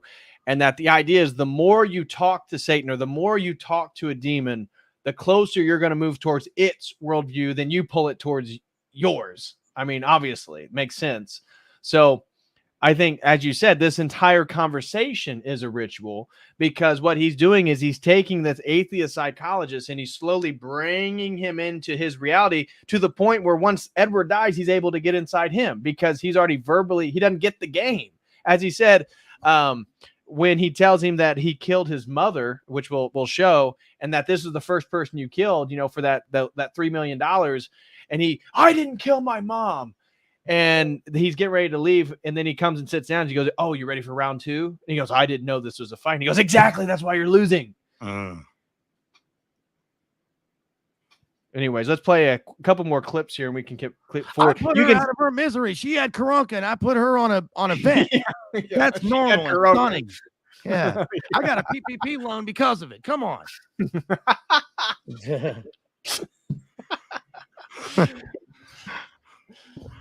A series of temptations, gradually increasing in terms of duration and intensity, degree of moral inequity. Absence of baptism in this case allows us to begin work long before the age of reason. See, the absence of baptism allows us to work before the age of reason. So what's that? That is, again, theologically consistent with orthodoxy. We do infant baptism. We don't do this idea that until you become reach the age of reason, now you get baptized. This is a Western idea that you're not a full member of the church until you're a rational entity. Orthodoxy teaches, no, we baptize as soon as they're born, as children, as infants. Why? Because they're already part of the family. They're already part of the community. That baptism isn't some rationalistic process you have to apprehend to be a part of. And so I thought, again, right there, he says, no, the absence of baptism allows us to work well beyond the age of reason. That, again, even though there's Protestants that made this, that is actually a critique to many forms of Protestantism that don't do infant baptism. Subtle, but good. Okay. But Pastor Randy Balls told me right at the water park that I was all right. Yeah, Randy Oracle, but they got great picnics. His mentioning of the age of reason also, I think, is a pun, because he's expressing the fact that everything's crumbling partly as a result of the age of reason, right? Enlightenment, illuminate, confirm era, which is like what gave birth to all this stuff in the first place for us. Right. Exactly. Guys, smash that like for everybody who's still here. And if you'd like to show a little love, feel free to send in a super chat or become a YouTube member. We need 2 more YouTube members for a new emoji. Okay, I'm going to play this clip just a few more seconds, and then we'll skip forward in the scenes here. We'll get to the mother part. But this is him talking about, again, opening up the demonic reality to the psychologist here. Then we go to bigger and better things. At 8, grandmother's gift of a Ouija board gave us immediate access to his decision-making, so we began steering them without him also calling into question exactly who was doing the steering. Enough yeses and few enough nos gave us increasing rights over the victim's physical and mental processes. Did that track, James? It seems random, almost unfocused. Well, that's what we want you to think. Oh my! We have a level of focus beyond your comprehension. As a matter of fact, everybody around him, friends, family, they didn't even notice the changes. It happened so incrementally. They just thought it was Eddie being Eddie. We know exactly what we're doing, when and where and how he was giving consent, and the exact moment that we achieved each degree of control. Degree? Control host body comes in degrees, stages, each with its own name and characteristics. And those are? From top to bottom: extreme temptation, obsession, infestation, and finally possession, subjugation. And Edward. Wow. We're subjugated. That's why we're having this conversation. Yes, we own him. Okay, I love how he spouts off the different degree, I guess the Masonic degrees of the overall life ritual to this guy, and that his response, by the way, seems random. Seems totally random. It's like, no, in every way, this sounds methodical. Yeah, I know. When I was watching that, I was like, oh, that sounds random. What are you talking about, dude? That doesn't sound random at all. Sounds like pretty methodical. This doesn't even sound like the way that the guy in this job would act in the first place. Like, what? I don't know, unprofessional at least. At the very least, this sounds unprofessional. This guy. Listen to what he has to tell you. Evaluate him. Your job is done, and then leave. Instead, he's like engaging in this, repartee, because I guess it's like you said at the beginning that this doctor's pride is, I guess, the reason that he's drawn here in the first place. So pride and materialistic motions, because he's an atheist. Remember, he euthanized his mom so he could get that $3.6 million. He was tired of taking care of her. He's 35, wealthy and successful, but doesn't want to marry his girlfriend, so he has her go get an abortion. So this guy's incredibly prideful, incredibly materialistic, no moral compass whatsoever, and totally bought into the progressivism of the world. So here's the next major scene that we're going to talk about. This is where the psychologist then, he's like, you know what? I'm not really familiar with all this theology stuff. Why don't I bring in an expert? And he calls in for the prison priest, and what we get, as you'll see, is a contemporary Catholic priest with, he's not wearing like the rainbow scarf, but they clearly gave him a scarf that is colored in rainbow colors, I think, obviously hinting on the modernism that entraps this priest, because the priest, again, the demon, Nefarious, he's upset. He doesn't want him to come. He says, "Get back, priest." But then he finds out that the priest doesn't actually even believe in demonic possession. He's like, "Oh no, this is all mythological. This is symbolic." Right. He's like, "Listen, don't bring Father Deacon in here. Like, I don't want to be in Father Deacon's presence." Right. And then instead he brings in Gumby Skittles, druidical priest, who's like, "No, this whole thing, this religion thing, it's all metaphor." Yeah, it's all metaphor. It's symbolic. People believe in demons because they watch too many movies. And then you see the Nefarious is like, oh, yeah. Well, you know what? I think I like you, priest. This guy is the prison priest. I mean, come on. They'd have like I don't know, they'd have like an Al Sharpton type or something in here, like some, a body, right? Somebody with some gravitas, somebody that people would fear in some way. This guy is just totally soy. So here the psychologist calls him in. And so here there he is. Well, hello, Edward. Well, hello. And we meet again. You're looking sexy.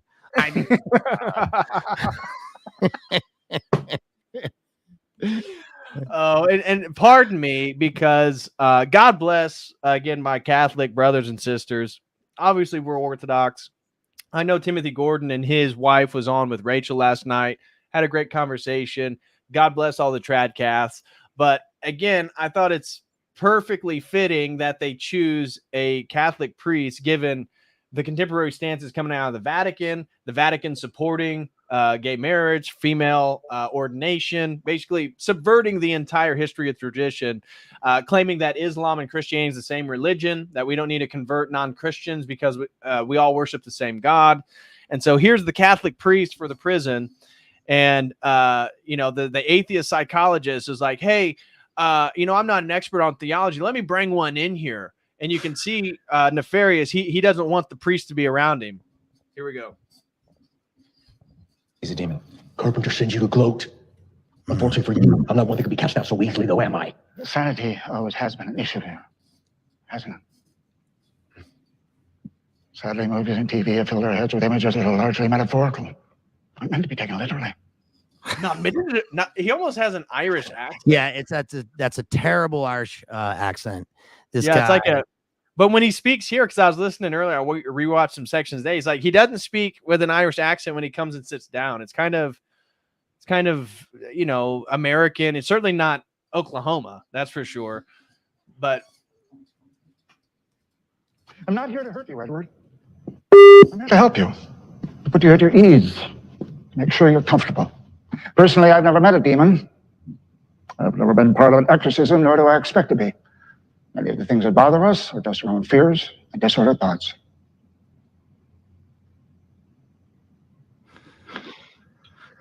So,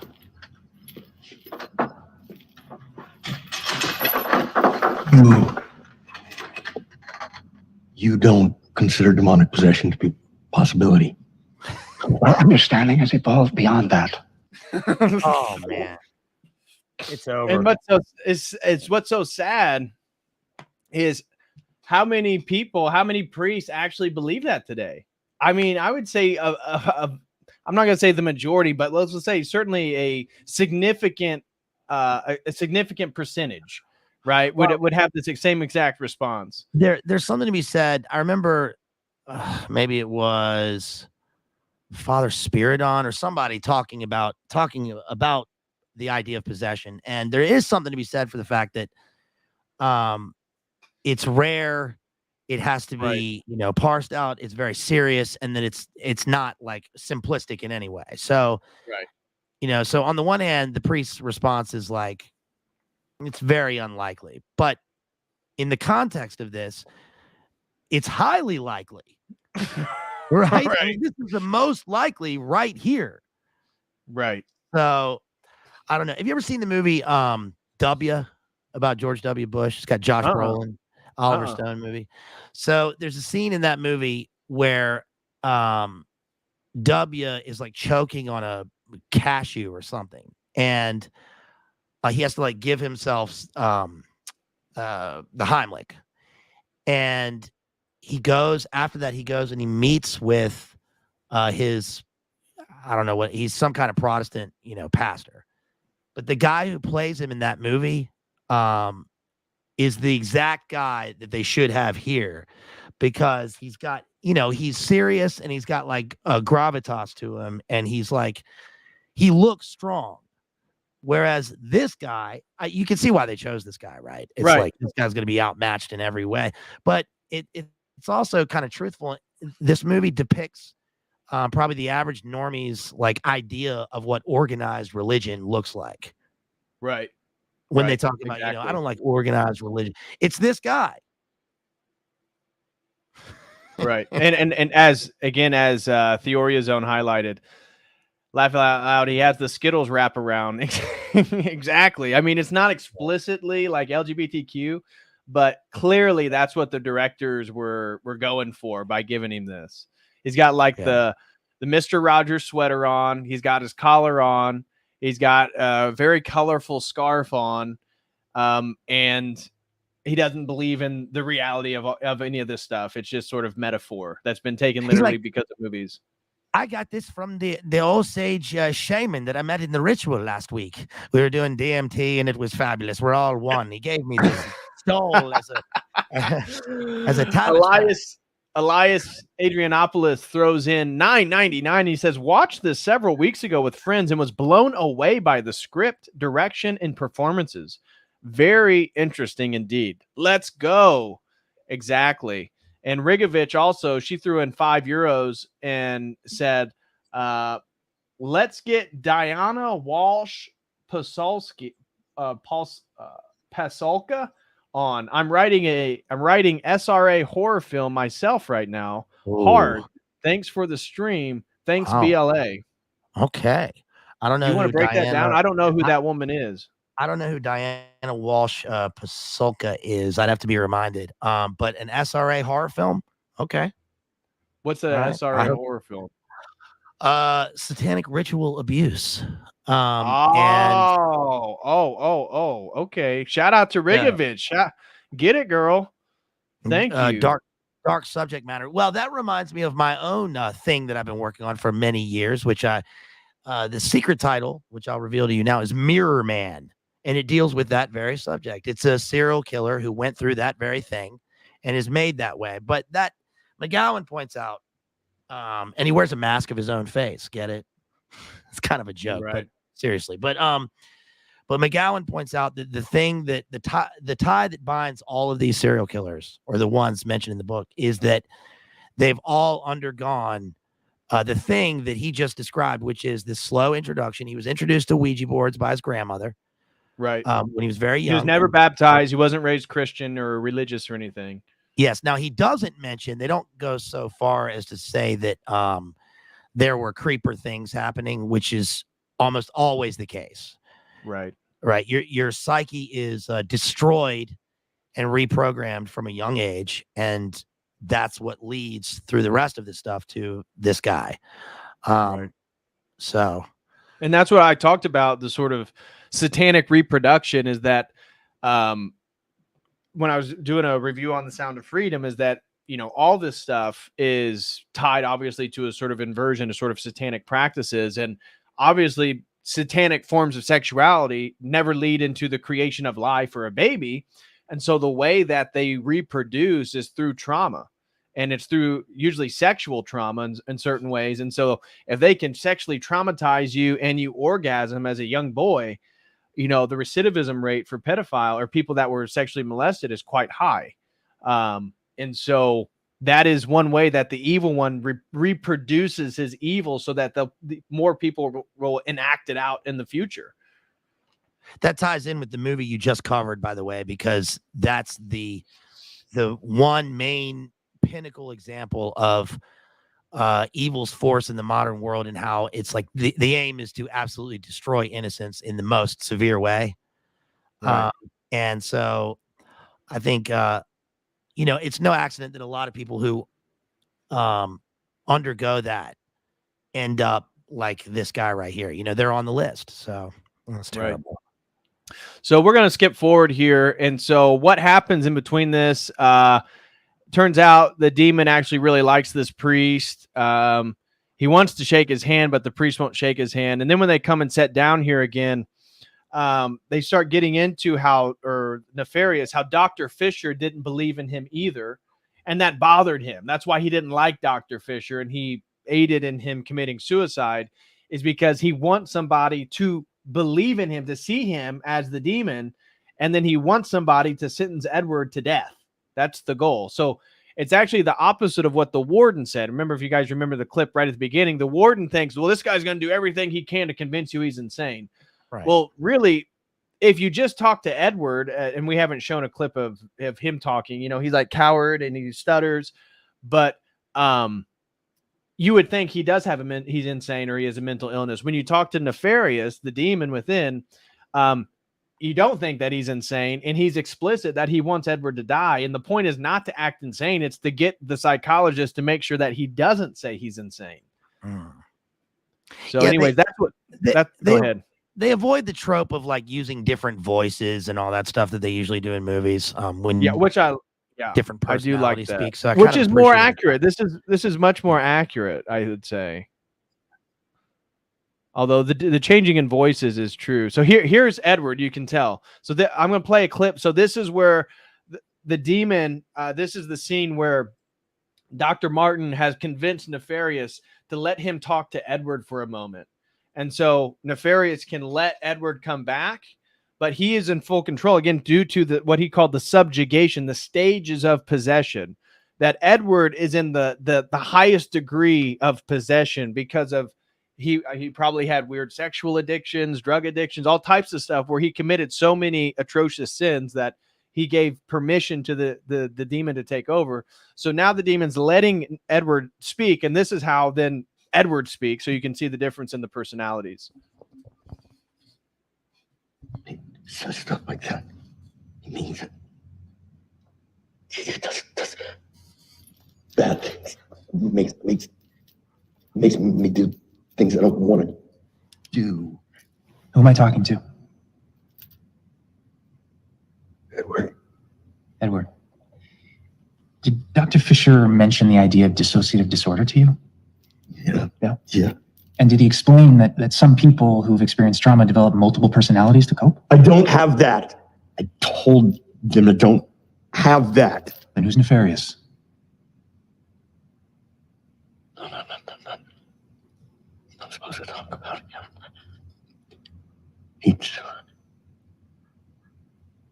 does bad things to me. Makes me. Okay. All right. Just for 1 second, one of the clever things about this scene, the way that it's acted really is he's regressing here. He's infantilizing. He's whispering like he's a small child, like he has a secret that he's not supposed to let out. And I think that's pretty truthful here, because I guess that's the brain's defense mechanism, right? Is to retreat. And then that's when another personality the dominant personality comes out. This is like this happens in The Shining, with Tony, the little boy that lives in his mouth in The Shining. Yeah. We're not And- going to be able to show any more clips. I just got a warning that says, heads up, we've detected copyrighted audio and video in your stream. Your stream may be temporarily blocked. So we have taken down the video here just for a second. We're going to let this storm pass over us. And then we'll be able to move forward, but we're not going to be able to play any more clips. So you guys got the idea here. You guys got the feel for what the film is like. So we're going to move forward again, but we're not going to play any more audio. So the audio is done. You guys are going to have to watch the film yourself. So we see Edward here. He goes back and forth, and Edward is clearly terrified of Nefarious, and he will not give Dr. Martin any information about who Nefarious is or how Nefarious can be controlled or how he controls him or one way or another. And at one point, right towards the end of that conversation before Nefarious comes back, Dr. Martins says, is there anything I can do to help you have control over Nefarious? And it looks like he's getting ready to say something, but right when he's getting ready to say it, that's when Nefarious comes back. And so that's like right here.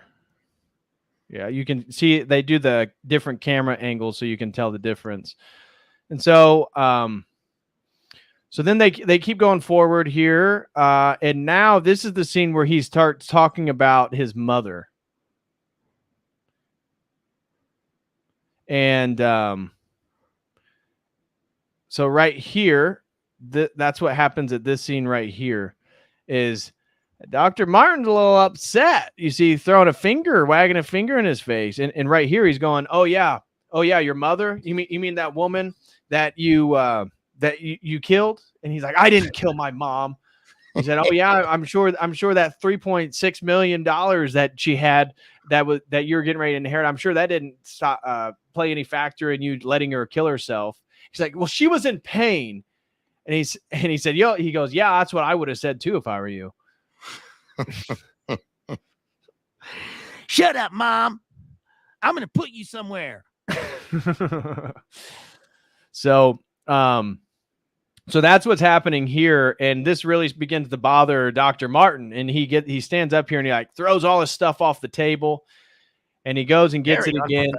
Very unprofessional. Yeah. He gets it and then he comes back, sits down and he goes, you know what?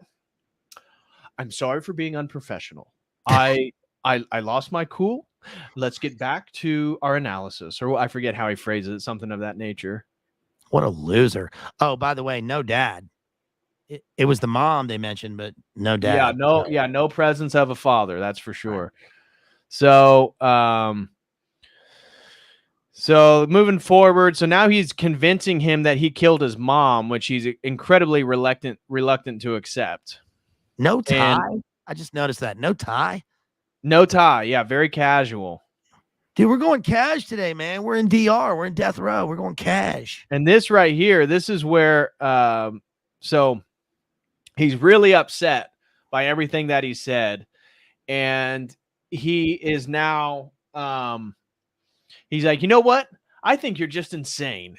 Again, he's laying out his whole atheist thing, his atheist spiel that he doesn't believe in. He doesn't believe in demons and God and all this different stuff. And so he writes down that he's insane so he won't be executed. And while he's walking away, you can tell Nefarious is upset about this. And he starts talking about his girlfriend who is at the abortion clinic ready to have what they call an elective termination, which again, Nefarious was laughing at that terminology, an elective termination. And so this elective termination then really upsets Dr. Martin. And he's like, that's not what's happening. And he's like, no, that's exactly what's happening. And starts giving him more and more details about how weak of a man he is by letting his girl kill his baby boy. And not just let her, but he told her to go do it. And he told her to go do it because Dr. Martin here, he actually wants to break up with her. So he doesn't want to commit to her. She wants to get married. She would have the baby, but it's Dr. Martin who wants the baby to go. And so she goes and then terminates the child. BLA, you still here, bro? Yes, I'm still here. Sorry, I had to grab a Red Bull. Oh, okay. Word. Sorry, buddy. Yeah. You're all good. There we go. No, and I was just thinking one thing. How much would you want to bet that his girlfriend that he's not with is either much younger? There's something about their relationship, right? Either much younger or I don't know. There's something, right? And when he then freaks out here, because again, he's getting ready to freak out because Nefarious knows something that he thinks that there's no possible way he could know. right? And then Nefarious, you'll see, he starts counting down. He's like, oh, she's coming. 5, 4. He'll start counting down that the baby's getting ready to be aborted. And he's tying the modern day abortion to Moloch, to Baal, to all these ancient child sacrifice. There he is. He's like, he's getting ready to stand up here. He's tying it all together. He's like, no, Dr. Martin, no, she can make a decision about her body. And he's like, no, you told her not to have the baby. She wants to commit to you. And he's getting really upset. And there he is. He's like, promotion. We had to do this. And It's this a promotion. This is the face he makes. That when the baby's being sacrificed. So this is a face of ecstasy of the demon, because he says hell awaits the child. And so he's telling Dr. Martin, that baby that you just told your girlfriend to go abort, hell is not welcoming. Hell is celebrating, because the baby goes to heaven. So the baby's not condemned to hell, but he's talking about how hell is celebrating the death of the child. Because again, he highlights it back that the creator, he loves humanity, and everything that is created comes from the creator. Their job then is to destroy everything that's created. And so he's highlighted what he's so excited about is that hell is celebrating the death of this child. Yeah, hands open, arms open. He's kind of in a Moloch pose, that statue. Yeah, exactly. And so then Dr. Martin freaks out, and he goes out and he's like, I need to make a phone call right now. I need to, and he goes to call his girlfriend. And right here, the girlfriend had already called him and left a message on his phone. So you could tell she's very into him. She's very sweet and thoughtful. She's like, oh, I just wanted to hear your voice. You must be busy. I'm getting ready to go in for the procedure. I love you. And he's like, he's calling, and then he calls the clinic, and they're like, first it's like a phone call coming from, Oklahoma City Penitentiary. and so anyways, they still accept it. And he's like, oh, no, I'm not an inmate. I'm Dr. Martin. I have a friend. And she's like, he's like, is whatever her name is she there? And she's like, oh yeah, I think she just went in. Who are you? And he's like, I'm a friend. He doesn't say he's the boyfriend. He doesn't say he's the father of the baby.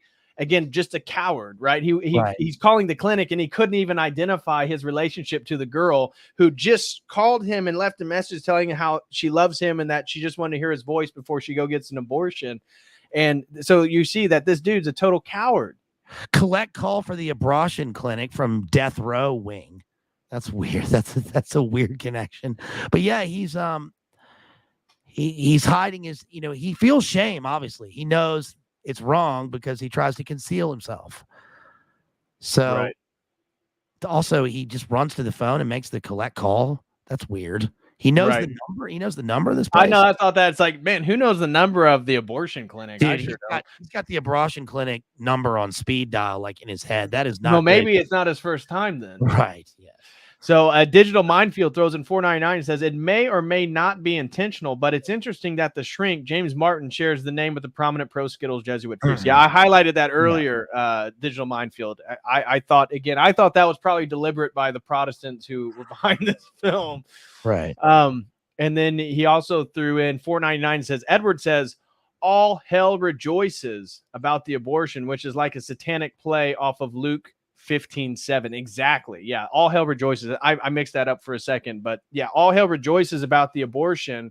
The baby goes to heaven. Clearly it didn't do anything wrong, but hell celebrates in the destruction and the killing of an innocent life. Because again, that ties back to again in the last stream on the Sound of Freedom, how evil and Satan like loves to destroy innocence. And I was thinking about this. I don't know if you saw the video that came out. I saw it going around Twitter today of Biden going and like nibbling on a little girl. You could see she's terrified, and her dumb liberal mom's like, "Oh, President Biden," and the little girl's like holding her mom. She's like, "No, stop!" And Biden's like, and then he it's really weird. And then you can see he just goes in and like smells the child. And I think that's a form. I think these people that like to smell children, I think it's demonic possession, because it's like smelling of innocence, right? Yeah. Because the Bible talks about how when you're around a demon or demonic possession, it smells like sulfur. So clearly evil is tied to like something that stinks. It has a stench to it, where beauty and innocence like doesn't have that same stench. And I wonder if that's like the spiritual dynamic of why people want to smell children all the time. Yes, that's not like, oh, he's just an old man. That's something they used to do in the old days. That's not that. That's like clearly it just, you get a gut terrible feeling when you see him doing that. It's awful. Also, the smells. You remember what Trump said when the first time he went on Air Force One after he became president? He said, "This plane needs to be fumigated. It smells like sulfur." It's terrible. That was like a major, probably a good reason for that. Yeah. Probably a real good reason for that. Oh my gosh. Okay. So thank you so much, Digital Minefield, for that. And Elia threw in $3 and says, with the idea of sinning against the Holy Spirit, which is unforgivable, align with the idea of giving permission to demons to possess you. Yes, Elia, that would be in tandem. So Father Deacon actually did a great lecture on what does it mean to sin against the Holy Spirit. And the idea is that we are vessels of the Holy Spirit, right? That's what baptism allows us to have, is this connection, this intimate connection with God. And the more you sin, the more you do things deliberately for a long period of time, this is sinning against the Holy Spirit. When you continually to do things that inside of you, you know you're not supposed to do, that is the sinning against the Holy Spirit. And so the permission of the demons and the sinning of the Holy Spirit, this is that fine line that is like a no going back potentially. Now, again, all things can be done in Christ. So I don't know, ask somebody that's exorcised demons. I don't know what the state of somebody's fully possessed, if they can, or if they did evoke Christ or want to repent. I'm sure something miraculous can happen. I don't know about that, but Elia, you're totally on point there, that sinning against the Holy Spirit is tied with the giving permission of demons to possess you. And then Adam Infinitum throws in $3 and says, shout out from A59NKY, Triple Kyrie, DPH, and BLA. DPH, I purchased a one-on-one a while back and forgot to schedule with you. Are you still doing consultations, and what's the best way to schedule? Peace be with you, and congrats on your engagement, DPH. Well, thank you so much, Adam Infinitum. Yeah, brother, just email me. Just shoot me an email at churchoftheeternallogos@gmail.com, and we can schedule that session. And if anybody wants to schedule a one-on-one, feel free to go to the website. We can set that up. And then BMX 1966 throwing $10 and says, good day, DPH. Well, good day, BMX 1966. Thank you so much, brother. And then the last one is Tapio, throwed in $3 and says, have you ever read Dave McGowan's book, Programmed to Kill? So this must have been after you've already showed it. Exactly. Did you know that many serial killers are MK Ultra victims? Yes, I did know that. Did you know Dahmer had a satanic power cone in his apartment? Yes. Please watch the deposition of Paul Bonacci. Yeah, Paul with Ted Gunderson. Yes. Watch it on your own if you haven't seen that. I have not seen that. Yeah, definitely can't show it here. No, I don't plan on it. But you have any insight on details about that, or anything you can share publicly here? Yeah, Paul Bonacci was part of the conspiracy of silence that with Gunderson and what's the name of the senator who wrote the book? They made a documentary about it for Discovery Channel, and then it was never aired, and it was pulled at the last minute. But it's about it's about McMartin, the McMartin trial, and the tunnels under the McMartin preschool. Right.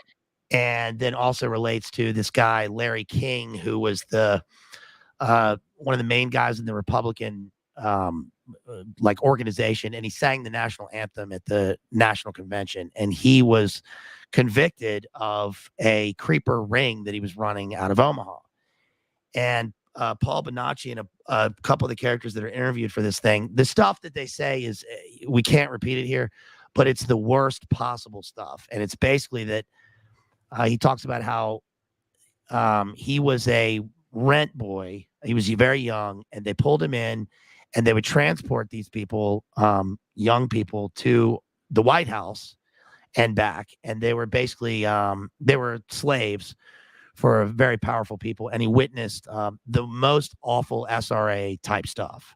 Wow. So yes, that's part of it. And I would recommend that everybody read Dave McGowan's Program to Kill. I mean, it's a classic book. It's let me pull that up. I haven't read that. Wasn't familiar with it. Let me get it. Dave. The title of the book, by the way, comes from the Son of Sam's letter, where he claimed, where he said, "I'm the Son of Sam," because in the letter he says he wrote it and sent it to, I don't know, was it a newspaper? I forget who he sent it to, but it says, "I'm the Son of Sam and I'm programmed to kill." And the later interviews, by the way, with Berkowitz, he sheds light on the fact that the whole, like, I got my orders from a dog thing is misunderstood, because that's what people think, that like this guy was crazy and then a dog ordered him to kill these people. But what he says is that no, he was doing satanic activity, and that he was told through a demon spoke through a dog and told him basically that, like, the more victims he had, they would be his slaves in hell. And so that's why he did these. Yeah, it's very different from the way you think it is. But McGowan like lays all that out with a bunch of different examples. It's a great book. Wow. Okay. Yeah. Ortho Eric says it's a tough read, DPH. Yeah, it is very tough. Wow. And then Dr. Vagisil threw in $1 and said, plot twist, he's not possessed. He just had too many Bud Lights. There you go. McGowan, one thing McGowan points out, did you know that Son of Sam and Ted Bundy and I think Manson all knew, they were all pen pals? What? They all knew each other. Yeah. I did not know that. Yeah. And the crazy thing about Son of Sam is that a bunch of the witnesses like described different people as the Son of Sam and witnessing murders like in places that Berkowitz could not have been. And so one of the things that he says now is that he's like, yeah, he claims like, let's say 8 of the victims, but he's like, no, those other ones weren't me. They weren't me. But that he was part of a thing that was doing this. So it could have been, again, to use the framework of the movie, nefarious inhabiting other people. Yes. Therefore, it's like the same entity is doing these various crimes, but through different people. Yes. And Berkowitz drove a yellow VW Beetle, just like Ted Bundy. Very interesting. Weird. Very weird. Yeah. So moving forward here, so this is where Dr. Martin, as we said, he sort of freaks out. He finds out that his girlfriend she's already had her abortion, and they're like, oh no, she's already had it. Sorry. She's in the recovery room and she's not allowed to see anybody for the next hour. and it's like, oh my gosh, like women are traumatized after they get it done. And so now he realizes now he's all upset. So he comes back, really to mean business here. And so, he's kind of upset here. He's out here having a cigarette with, hey, Warden, you got a cigarette?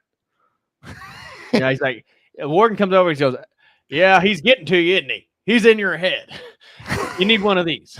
So he seemed like a Marlboro Red.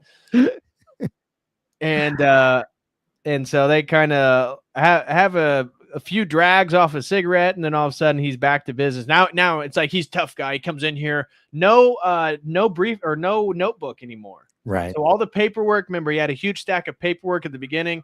No paperwork. All he has is this thing, his little walkie-talkie to save him in case things got violent. And so he's like, how did you know? How did you know my girlfriend? How did you know? He's like, I told you I'm a demon. I mean business. I took my jacket off. Yeah, he takes his jacket, rolls his sleeves up. It's like, dude, I'm a demon. I told you that. Yeah. And so now he's killed two people. We see that he's both killed his mother and he's killed his biological son that is in the belly of his girlfriend who wants to marry him, but he hasn't told her that he wanted her to get an abortion so he can break up with her so he doesn't have to commit. Right. So now he's interrogating him, and this is where they get into like the modern world, we fight racism now and sexism and we do all this stuff. And this is during this scene. So it's actually, I remember I wrote it down. It's at 44 minutes. Where is it? It's like right around here, like left in the movie. Oh yeah, that's it. He goes, it's over. That's it. So that was the last part of that section where he like lays out. We have more slaves in the height of the Roman Empire. Like the average high school graduate has a 6th grade reading level. Like, what are you talking about? More people are addicted to drugs. There's more degeneracy. And then that's where he ends. He goes, it's over. It's over. It's done with. You guys lost. It's over. And he's like, nuh-uh, we're progressive. Nuh-uh. Look at his arms. Nuh-uh, I'm going to Taylor Swift tonight. Yeah. Oh my God. Oh my God. I saw a guy, and it's ironic, but he posted this seriously. Guy posted a video or a photo of himself on Twitter. I saw he is holding white wine and he has a t-shirt that says, I want to live in a world where it's easier to buy Taylor Swift tickets than an AR-15.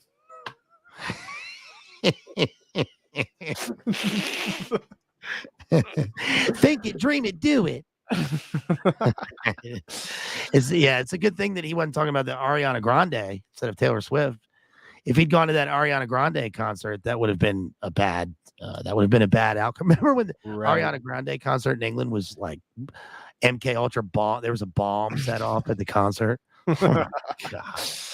So here he's again. So this is where they're going back and forth, and basically, this is where the psychologist is now sort of believing that he has some type of ability. Yeah. He still claims he's an atheist, but he's basically laying everything out. And this is where he's laying out, do what thou wilt. He's talking about demons versus mankind. Mankind has free will. And their whole goal is to manipulate that free will, which was given by God. And so what's ironic, one of the things I wanted to point out is the rebellion of the demons, according to Nefarious, is because God's will is then these created angelic entities, they're supposed to align their will to God. But they chose the opposite. And so what they're doing to man is doing the exact same thing that they're upset with God about, because they're getting man to align his will to their will, which is the opposite of God's will. Right. So it's not a real liberation, although that's how it's portrayed, because he was talking about how my master, he'll let you do whatever you will, he'll give you anything you want, and he'll let you be free and autonomous. And it's like that free and autonomy is actually you then submitting to them, and a sort of reversal of what they're upset with God about, if you catch what I'm trying to say there. Right. And overall, he recognizes that he exists in a hierarchy. Like, part of the thing is that, like, they rebel against the hierarchy, right? They don't want a master, but he's okay with Satan as his master. Exactly. So, the irony. And right. So this goes on, and this is where a lot of the theology is being laid out during this scene. And this was crazy. So this is where he goes and he freaking breaks his pinky to show that he's in charge of Edward, because the doctor then starts saying, like, I want to talk to Edward, bring Edward back. And he's like, don't you get it, dude? And so he just breaks his pinky right then and there to show him. And the doctor like can't look at it. So he just like sets it back in place. Eventually he'll break his wrist and his hand. He'll break his hand so he can fit it out of the handcuffs so that he can begin to choke Dr. Martin here. So he breaks his pinky in a pretty nasty little scene here. And And then that's when the warden says, hey, you might want to come see this. And so you can see like there's Greek right there. He has this book. What's Like, in the scrapbook? Yeah, it's a scrap, and it's all about the details of his life from being a child to the day that he's there at the prison. And he's like, you have photos of me that I don't even have. Ooh. And then here it is, Nefarious by Dr. James Martin. And that's where the warden goes, hey, we found this book over here. Like, what? Did you write this? You got something going on? You need to tell us? He's like, no, it wasn't me. It wasn't me.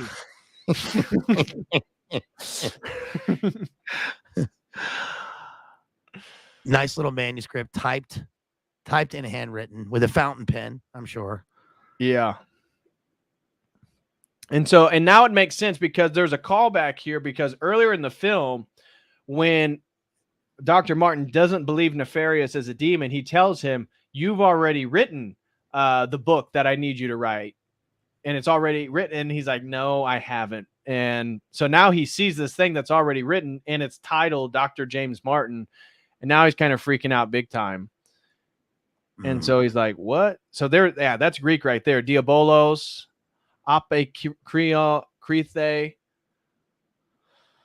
Okay, so you see the warden's like, hey, something's going on here, bub. You got to figure it out. Warden's like, this guy's got a wacky room here. Yeah, he's like, hey, I'll give you 60 more minutes. That's all you got. You need to make your decision, man. We got to kill this guy. I'm calling George W. And so he goes back in there, this time with all the paperwork and with police officers in the room. So now you can see right here, they're not alone. And the warden's in the room. And so he sees the whole thing, and you see him put his hands underneath the table.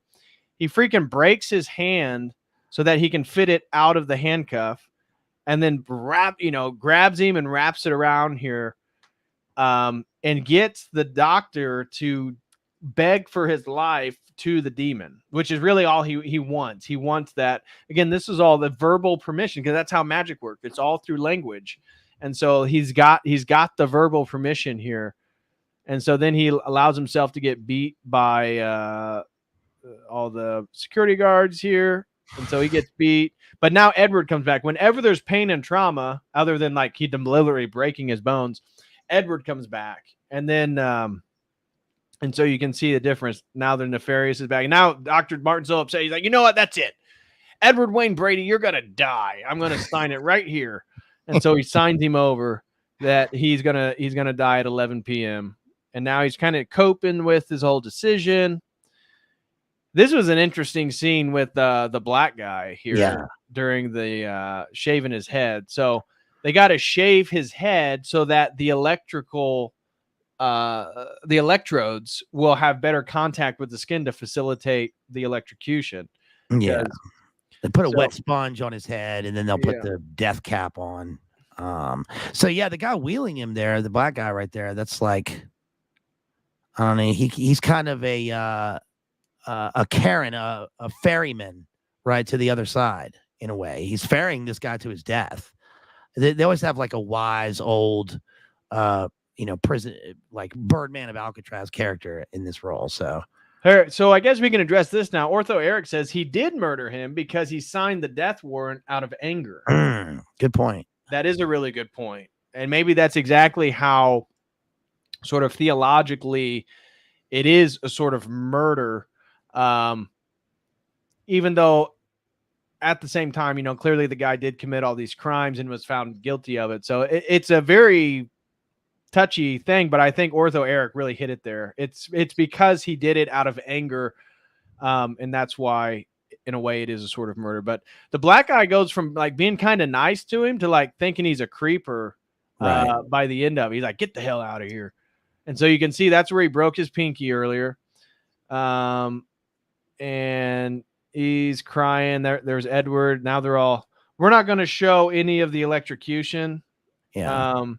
Now the warden comes to read his last rites. Nefarious is back, and he's like, "Oh yeah, do it." Okay, now, we're gonna move through here.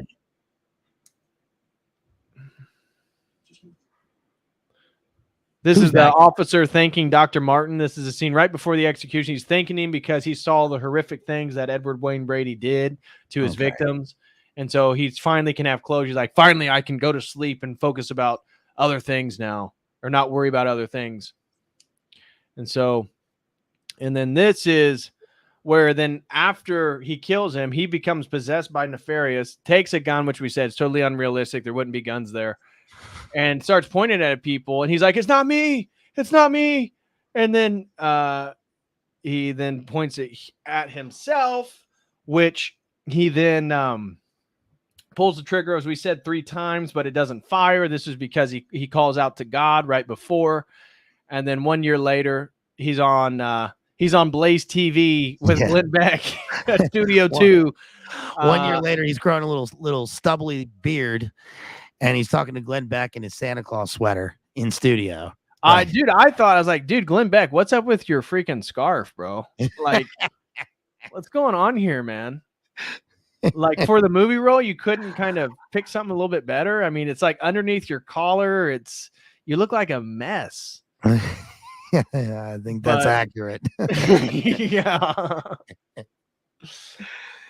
And so this goes on, and basically he's like, well, I rewrote it as a warning, but Glenn Beck makes the point that I would make is like, but you put it out there. Don't you think, you did the job that the demon wanted you to do to some degree? And he's like, well, no. Okay, well, go to your local Barnes and Noble and get a nefarious plot. Okay, well, moving on. Have you guys heard about Obama and Acorn? Right? And then he starts crying. Who's the black reverend in Chicago that's like super racist? Right. Yeah, the guy. Reverend Wright or something. Yeah. Reverend Wright hates America. Yeah, Acorn and Reverend Wright. That's hilarious. Great callback from like mid 2000s, man. Okay, so anyways, they conclude their conversation here, and which you're right, dude. This is kind of a long scene. I'm flipping through here. This is multiple minutes. Like and then this third act of the movie. It's not just an epilogue. Oh, and then there's another scene, right, with the hobo demon. Right, and then so this is the very last scene of the movie. Is he's walking out of Studio 2. And this black lady, and he goes to hand the black lady $20 because you can tell he's moved. He doesn't claim that he's Christian, but Glenn Beck says, well, are you a believer now? He's like, well, I wouldn't go that far, but I believe in demons. And it's like, dude, okay, well, what's the opposite of that? But you can see he's kind of hard because this is a generosity, right? So he's like, well, here, I'm going to walk out. I'm going to give this lady $20. Well, 20 out of the 3.6 million you took for your mother, I think is quite fine. But then the woman looks right here and she goes, it's good to see you, Jimmy, or something like that. Right. Or you can tell it's Nefarious. Yeah, Beck's like, no, if you want to do a good deed, go on the back of the studio lot. We've got like all these hobo demons back there, tons of homeless people. Oh, here we go. Here, we'll play this very last scene since we're good. YouTube's not going to get me on this. So this is the very, very last scene. And this is what the lady says to him. Hello, James. Miss me.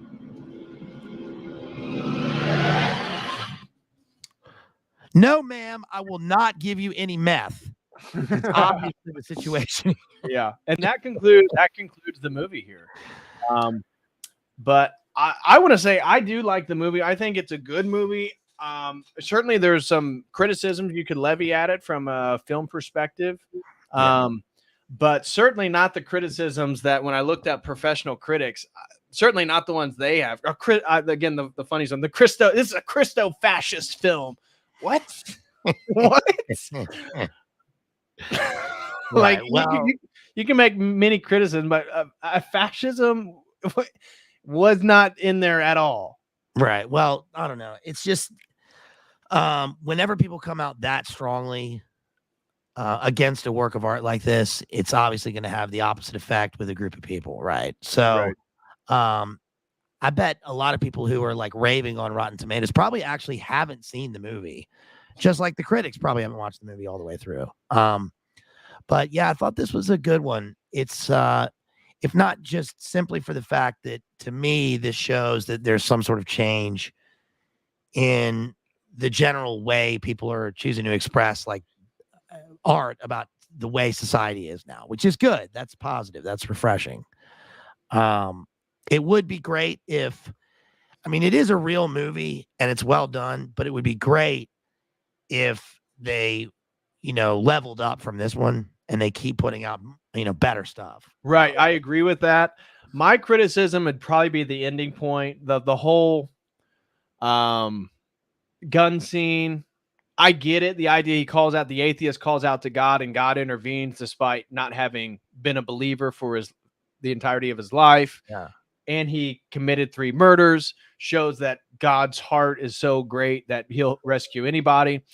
But that could have been done a little bit better. Going back again, I didn't realize it was a Blaze TV like production, so it makes sense. And I didn't realize that the guy who wrote the book, so let me see if I still have that. The guy who wrote the book, is he a Blaze employee? Yes, he is. And I just saw today because Tucker Carlson was interviewing a bunch of Republican president candidates today. Yes. And I tuned in for just a second for one of them, and it just so happened that Steve D he was there, and so he was on screen talking about politics, and he wrote the 2016 book, A Nefarious Plot, which is the basis for this film. So so that's kind of how this film got together. What are some of your concluding remarks, I guess? Well, I guess just like we see lots of terrible movies where there is an agenda, there's an obvious political agenda about all this terrible stuff, and it's right in your face. The danger with doing the opposite and making a movie about values and good things is that you kind of do the opposite, but in the same way, and it becomes heavy-handed. So I guess, obviously, like, this is great and it's hard to put a movie together. I just think that you can watch the movie and you can tell that there's someone in the editing room or in the production office going, we have to have this issue in it. Oh, and by the way, we got to put Beck in this movie for like 30 minutes. Which is fine. That's fine. I know. But, like, I recently did an analysis of The Thin Red Line, which is a World War II movie from 1997 or 8. And I would say that is a Christian movie. It's got heavy, deep Christian subtext in it. But it's a great work of art because, number one, it's kind of ambiguous, but because it hits on a deeper level. Now it takes a lot to get to that point, but this is a good start. I think this is a good thing to come out at this time. So yeah, it's encouraging. And Glenn Beck is Mormon. I just looked it up. I was not aware of that. Yes. He was raised Roman Catholic. He's a convert to Mormonism. I thought that's pretty interesting. Yes.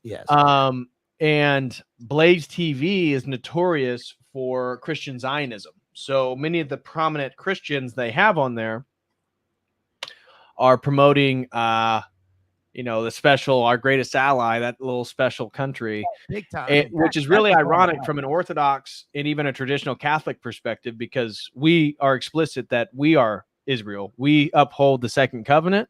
And so any Israel that's outside the Orthodox Church, we would say this is a false Israel. This would be then a precursor for the Antichrist.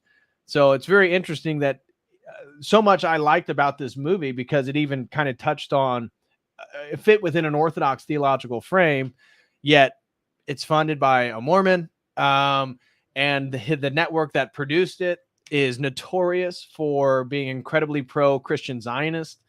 And so in a way, it's like it produced a film that it's not explicit or anything, but to those who get it, it's actually the opposite of what they're doing then for politics, generally speaking, because they're moving us towards globalism. They're moving us towards the Antichrist. Yeah. This movie kind of reminds me of, you remember Bill O'Reilly wrote all those books about killing Lincoln. Oh yeah. Killing Lincoln or killing everybody. Right. Yeah. Eventually. This is kind of, in a way, I thought this is kind of like the movie version of those books, in that it's like, okay, it's funded by this thing and we got to push across a bunch of stuff. And overall it's fine. You know, you learn something and, from those books or whatever. But in the end, it's like, we need to move beyond this and move up from here. So, I mean, look, AJ is in movies, right? He's made movies. True. So Facts. yeah. Facts. Yeah. Well, I think that's going to do it, guys. So this is our review of Nefarious. And again, I still think that it's something worth viewing. So I give it a thumbs up.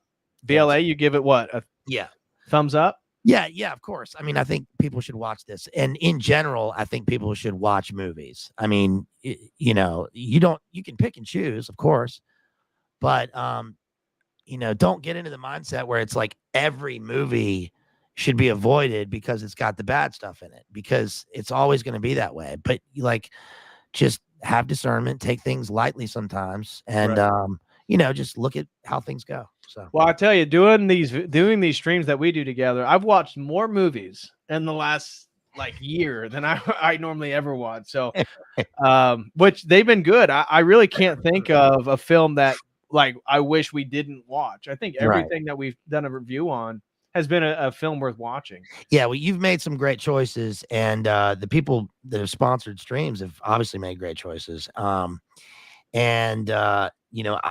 a movie guy. I just watch tons of movies. I watched 4 movies yesterday. But it's just that it's always been like that. So, it's enjoyable. How do you watch so many movies and read so many books, man? I got nothing else going on. Dude, it's those 7 Red Bulls in a pack a day that, dude, I need that nicotine buzz or something. I need to get on your level. Well, I went to the bookstore today and I got a copy of The Western Canon by Harold Bloom. This is the book that really my channel is about. And then of course I got a William Faulkner book. I'm going to do one on Southern Gothic in a while. But yeah, I mean, it's like when there's nothing going on and you're just at home doing stuff, and let's say you're reading, I just put on a movie in the background, and somehow by osmosis I can soak in both things. But there's definitely a lack. There's an obvious lack of great movies being produced today. I mean, they're just few and far between. And so especially with this strike that's happening, there's going to be nothing for a while, but that's okay. Here's the Western Canon. Harold Bloom. Yes. Yeah. Dang, dude. Hard copies, $929. Paperbacks, $39.33. Dang. Well, I got a hard copy first edition for $6 today. So that's what? Cool. Yeah. Sweet. Dude, yeah. A first edition hard copy. Okay, here it is. On another Amazon link, it's $60.40. $60.40. So, dude, if you got it for $6, you got a freaking steal, man. Yeah, that's almost as good as one time I ordered a copy of Anthony Kiedis's autobiography, Scar Tissue. And I got it for 50 cents from Amazon. And it was a first edition and signed. Whoa. It's pretty cool. You find little treasures, I guess. Nice. Yeah. Well, brother, I want to thank you again for coming on. And a major shout out again goes out to AC for sponsoring today's stream. BLA and I both appreciate you. Thank you so much for the support.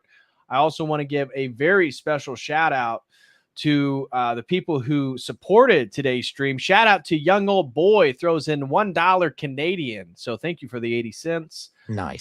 Amptown 1 throws out 5 gifted memberships to you people. And she's done that 2 or 3 times now. So shout out to Amptown 1. She is keeping the community afloat by giving you guys memberships. Rigovich, shout out to her. She gave a membership.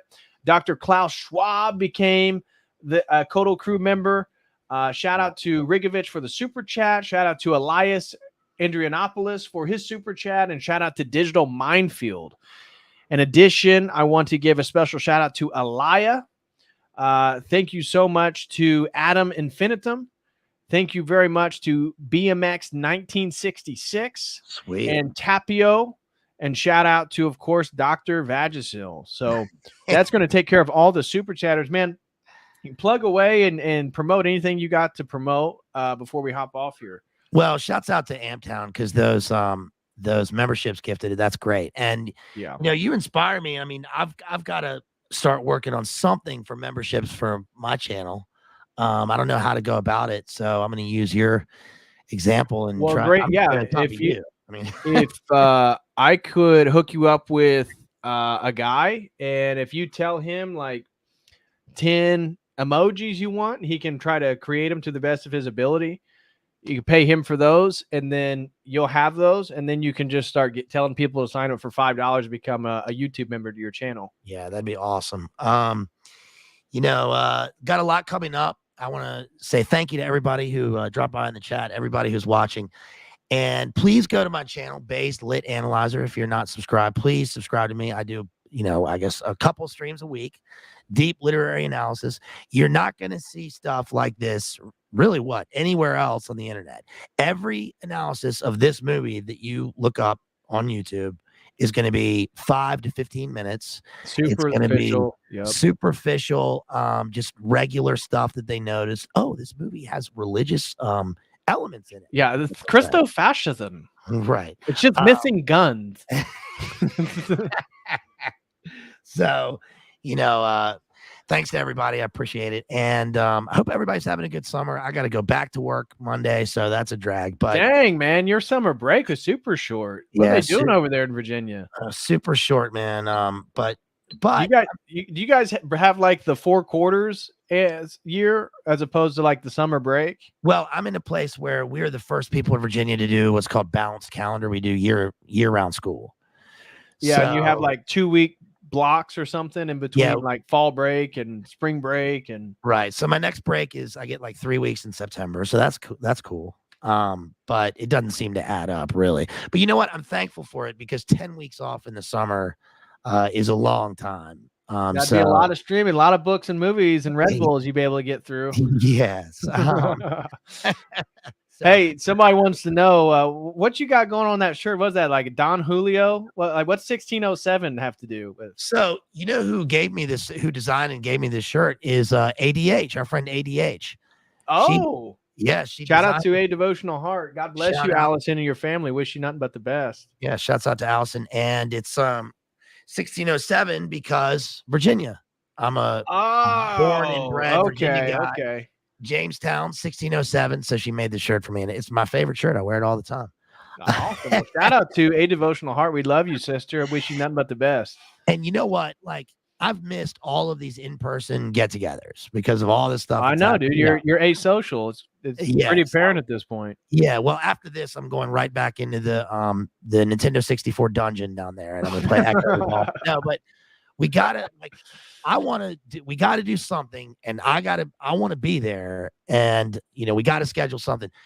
Come to everybody. We gotta organize something. So we either go to Florida, we go to Daytona Beach, real scuzzy city, we have fun, or we go to DC, or you come straight here to Virginia, something. Okay. So we can all meet up in person, because now that we're 3 years down the road from Karanka, it's very important, I'm sure, for you guys out there, that it's great that we're all here, but in person is very important. And reaching out and talking to people by voice, like on the phone, and seeing them in person is supremely important. That's necessary for human interaction. So we gotta get that going somehow. I'd be down to set something up. Maybe for me, the best month coming up, because my life's kind of crazy, would be October. I know that you're off in September, but maybe, I don't know. Rachel's in the chat. She says yes, like for a meetup. We'll do it in October. Yeah, we should do. We should definitely do like a weekend meetup. I mean, 2 solid days would be a lot of fun. Yeah, that'd be sweet. I got plans. I'm planning on going to Iceland with my sister for Thanksgiving. That'll be cool. Dang, Iceland for Thanksgiving. Yeah, you're gonna celebrate. We're going to celebrate Thanksgiving at the Althing in Iceland. The real no, my sister is awesome, and she just came up with the idea, and she was like, "Look, we can travel again. Like, people can travel." So, dude, Groupon has some great tickets for Iceland. Yeah, I've always wanted to go. Me too, dude. And so yeah, I'd like to go during the summer. So November is going to be a little chilly by the time you go. But That's the exact time when I would want to go. oh, really? Overcast, dark, Viking weather, and a lunar landscape. That sounds awesome to me. So There you go. You're gonna relive the Northman. You seen that movie? oh yeah. I took a course on the Icelandic saga when I was at university, and the professor ran the entire class in Icelandic, and this guy looked like a 16th century Viking troll. I mean, he like looked the part, and it like got me fascinated in Iceland. So yeah, I just want to go. Hey, Rachel says October works for her and Andrew. So Oh, yeah, let's let's do it. tentatively, we'll play it by ear, but let's think about maybe meeting up in October. And Do it. Spooktober. Yeah. Get together. Kristen got a little words for you there. He's gonna get married to Bjork. That's fine. Bjork, I don't know what she's like now, but she was sexy. When she went crazy in that airport on that paparazzo, that was awesome. I was like, dang, yeah. All right, guys. Well, I think that is going to do it. BLA, thank you so much, brother, for hopping on. God bless you, man. Enjoy it. Very, very appreciative again to AC for sponsoring today's stream. God bless you, brother. Wish you and the family nothing but the best. And thank you so much to everybody who threw in a super chat and supported.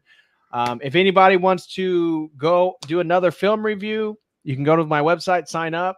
Me and BLA will actually take care of whatever it is that you want us to watch, and we'll do another review. I think this was a really good one. So God bless everybody. I will be back. What is today? Today's Friday. I'll be back Sunday with another stream, and Sunday, Tuesday is my plan. So I will see you all Sunday. Until then, as always, God bless. Peace.